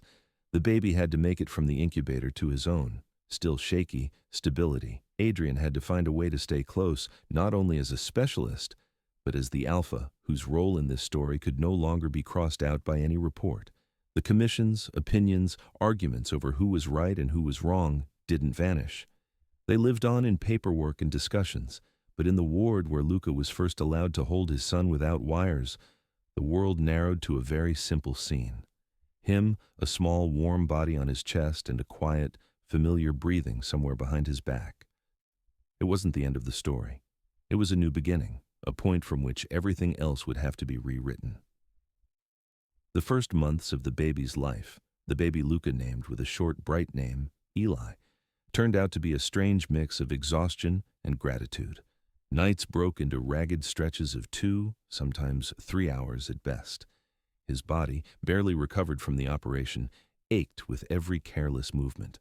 The scar pulled when he tried to pick the baby up. His hormones swung him from tears to numb emptiness. But the moment that tiny body pressed its forehead into his neck and let out a heavy sigh, the entire world, with all its commissions, diagnoses, and other people's opinions, shrank down to that warm patch of skin. Luca learned to live all over again, by a schedule no one had ever cleared with him. Time was no longer divided into workdays and weekends, but into feedings, diaper changes, short walks around the block, and visits from the home nurse. Crying stopped being an abstract, annoying sound. He learned to tell the sharp cry of hunger from the whining of tiredness, noticed that Eli responded differently to his voice than to strangers. No manual could have prepared him for this feeling, that a tiny person who can't even hold his head up yet already unmistakably recognizes you as his anchor. Adrian didn't disappear after discharge, the way people sometimes disappear from a topic they're too ashamed to face. He didn't push himself in, didn't announce who he planned to be to the baby, but he was present, just enough to feel like support, not intrusion. He helped sort out the first vaccines, dealt with bureaucracy and paperwork, rearranged his duty schedule so he could step in during Luca's hardest nights. Sometimes he simply showed up in the evening when Luca was clearly falling asleep on his feet and said, calm and matter of fact, "Go lie down, I'll sit with him." For Luca, those moments were both salvation and a test. Handing Eli into Adrian's arms, he bumped each time into the shadow of his old mistrust. A voice inside reminded him that this was the man who had once said, "You don't need to be afraid of pregnancy." But other facts layered over that. This was the same man who had carried out the operation, watched every test, spent nights in the neonatal unit when the baby's condition wavered. In the end, every time he left Eli in his arms became a small act of choice, to trust again, despite everything. The outside world didn't let them forget how it had all begun, at least at first. For several months after Eli's birth, the clinic still shook. Reports were dissected, protocols rewritten, notes about a rare case of spontaneous fertility recovery popped up in professional journals. The eternal who's to blame question became part of the work agenda for a while. Adrian took part in those discussions not as the accused anymore, but as the one willing to thoroughly analyze his own mistake. It was humiliating and therapeutic at the same time. He learned to admit out loud that sometimes even carefully gathered data doesn't show the full picture, and that the most dangerous phrases in his profession are the categorical ones. Gradually, the noise died down. The commission finished its work. The clinic adjusted its internal rules. Adrian returned to practice, but differently. He stepped away from administrative roles and kept only the clinical part. His waiting room filled with new patients, but every time an Omega came to him with questions about fertility, he remembered Luca. Now phrases like almost impossible and extremely unlikely sounded different. softer, always with an explanation about percentages and exceptions. He no longer allowed himself to present probability as a verdict. Meanwhile, Eli grew. That first year flew by in a string of small victories. The first smile not caused by gas but clearly aimed at him. The first deliberate sound that Luca stubbornly decided was an attempt at his name. The first step taken not toward a toy, but toward his knees. Every time the boy instinctively reached out for him, not just for whoever was closer, Luca felt something inside slowly thaw. Once, the idea of his own unfitness as a parent had been part of his identity. Now it was pushed back by simple daily reality. He knew how to calm crying, how to catch a falling toddler, how to find the bottle by touch in the dark, and his patience at 3 a.m. Adrian fit himself into that everyday rhythm with surprising flexibility. He, who had always lived by clear schedules and control, learned to tolerate the chaos of a child's day. He accepted that a planned call might be postponed because Eli had a fever. He got used to listening to an important meeting with his camera on while his son slept on his chest, a strip of fever flush across his cheeks. Before, he would have been furious at such an invasion of family life into work. Now he felt less irritation than a strange kind of pride. The world was seeing him not only as a specialist, but as a father, even if only in a few random frames. Their relationship changed quietly, not through dramatic turns, but through the sum of small gestures. Luca got used to Adrian being the first to take on tough conversations with clinics or insurance companies. Adrian got used to the fact that Luca read Eli's emotional state better, predicting his reactions to new toys, people, places. They argued about whether they should buy a walker or wait for natural development, how long screen time should be, whether to change daycare now or later. Sometimes their arguments got sharp, but underneath them was no longer competition, only a shared, "we want him to be okay." The society that had shouted about them a year earlier gradually switched to other scandals. Those who saw their story as an example of abusive power found new reasons to be outraged. Those who had painted Luca as a clever hunter for a good catch moved on to gossip about others. After a while, people stopped recognizing them in the street from other people's articles. To the neighbors, they were just a man with a child in his arms and another man carrying groceries in a tiny backpack. That simple normalcy, which they had never really believed in before, turned out to be a luxury. Inside Luca himself, a quiet but fundamental shift took place. The scar on his stomach stopped being a reminder of something that should never have happened and became a line dividing two life scripts. In one, he remained the same quiet, convenient for the system Omega, not claiming anything beyond work and a one-room apartment. In the other, he was someone whose body had managed to do the impossible and whose will had carried him through the pressure of those years. He no longer thought of himself in terms of working or broken, more like went through and lives with it. Adrian changed too. He spoke less about work at home and more about how Eli reacted today to a new puree, how he laughed at some ridiculous sound the two of them found unbearably funny. Where his mind had once been filled by other people's case histories, now his own memories appeared more and more often. The first time the boy fell asleep on his shoulder, clutching his shirt in a tiny fist. The first fight in the sandbox, the first kindergarten performance where he barely kept from crying for no good reason, staring at other kids in cardboard crowns standing next to his son. The years they'd never planned for formed their own pattern, in which neither of them remained who he had been at the start. Luca became softer with himself and tougher toward other people's labels for Omegas who have to fit. Adrian stopped believing in total control and learned to leave room in his world for the unpredictable, the same thing that had once shattered his professional self-confidence and given him a son. None of those years could have been written into the old charts. No one could have scheduled in advance the days when Luca would crash emotionally, when the echo of old hurt would make him pull away, and how Adrian would learn not to push, but to give him time. No one could have predicted the moment when Eli would, for the first time, grab both their hands at once, one finger each, as if tying them together more reliably than any contract.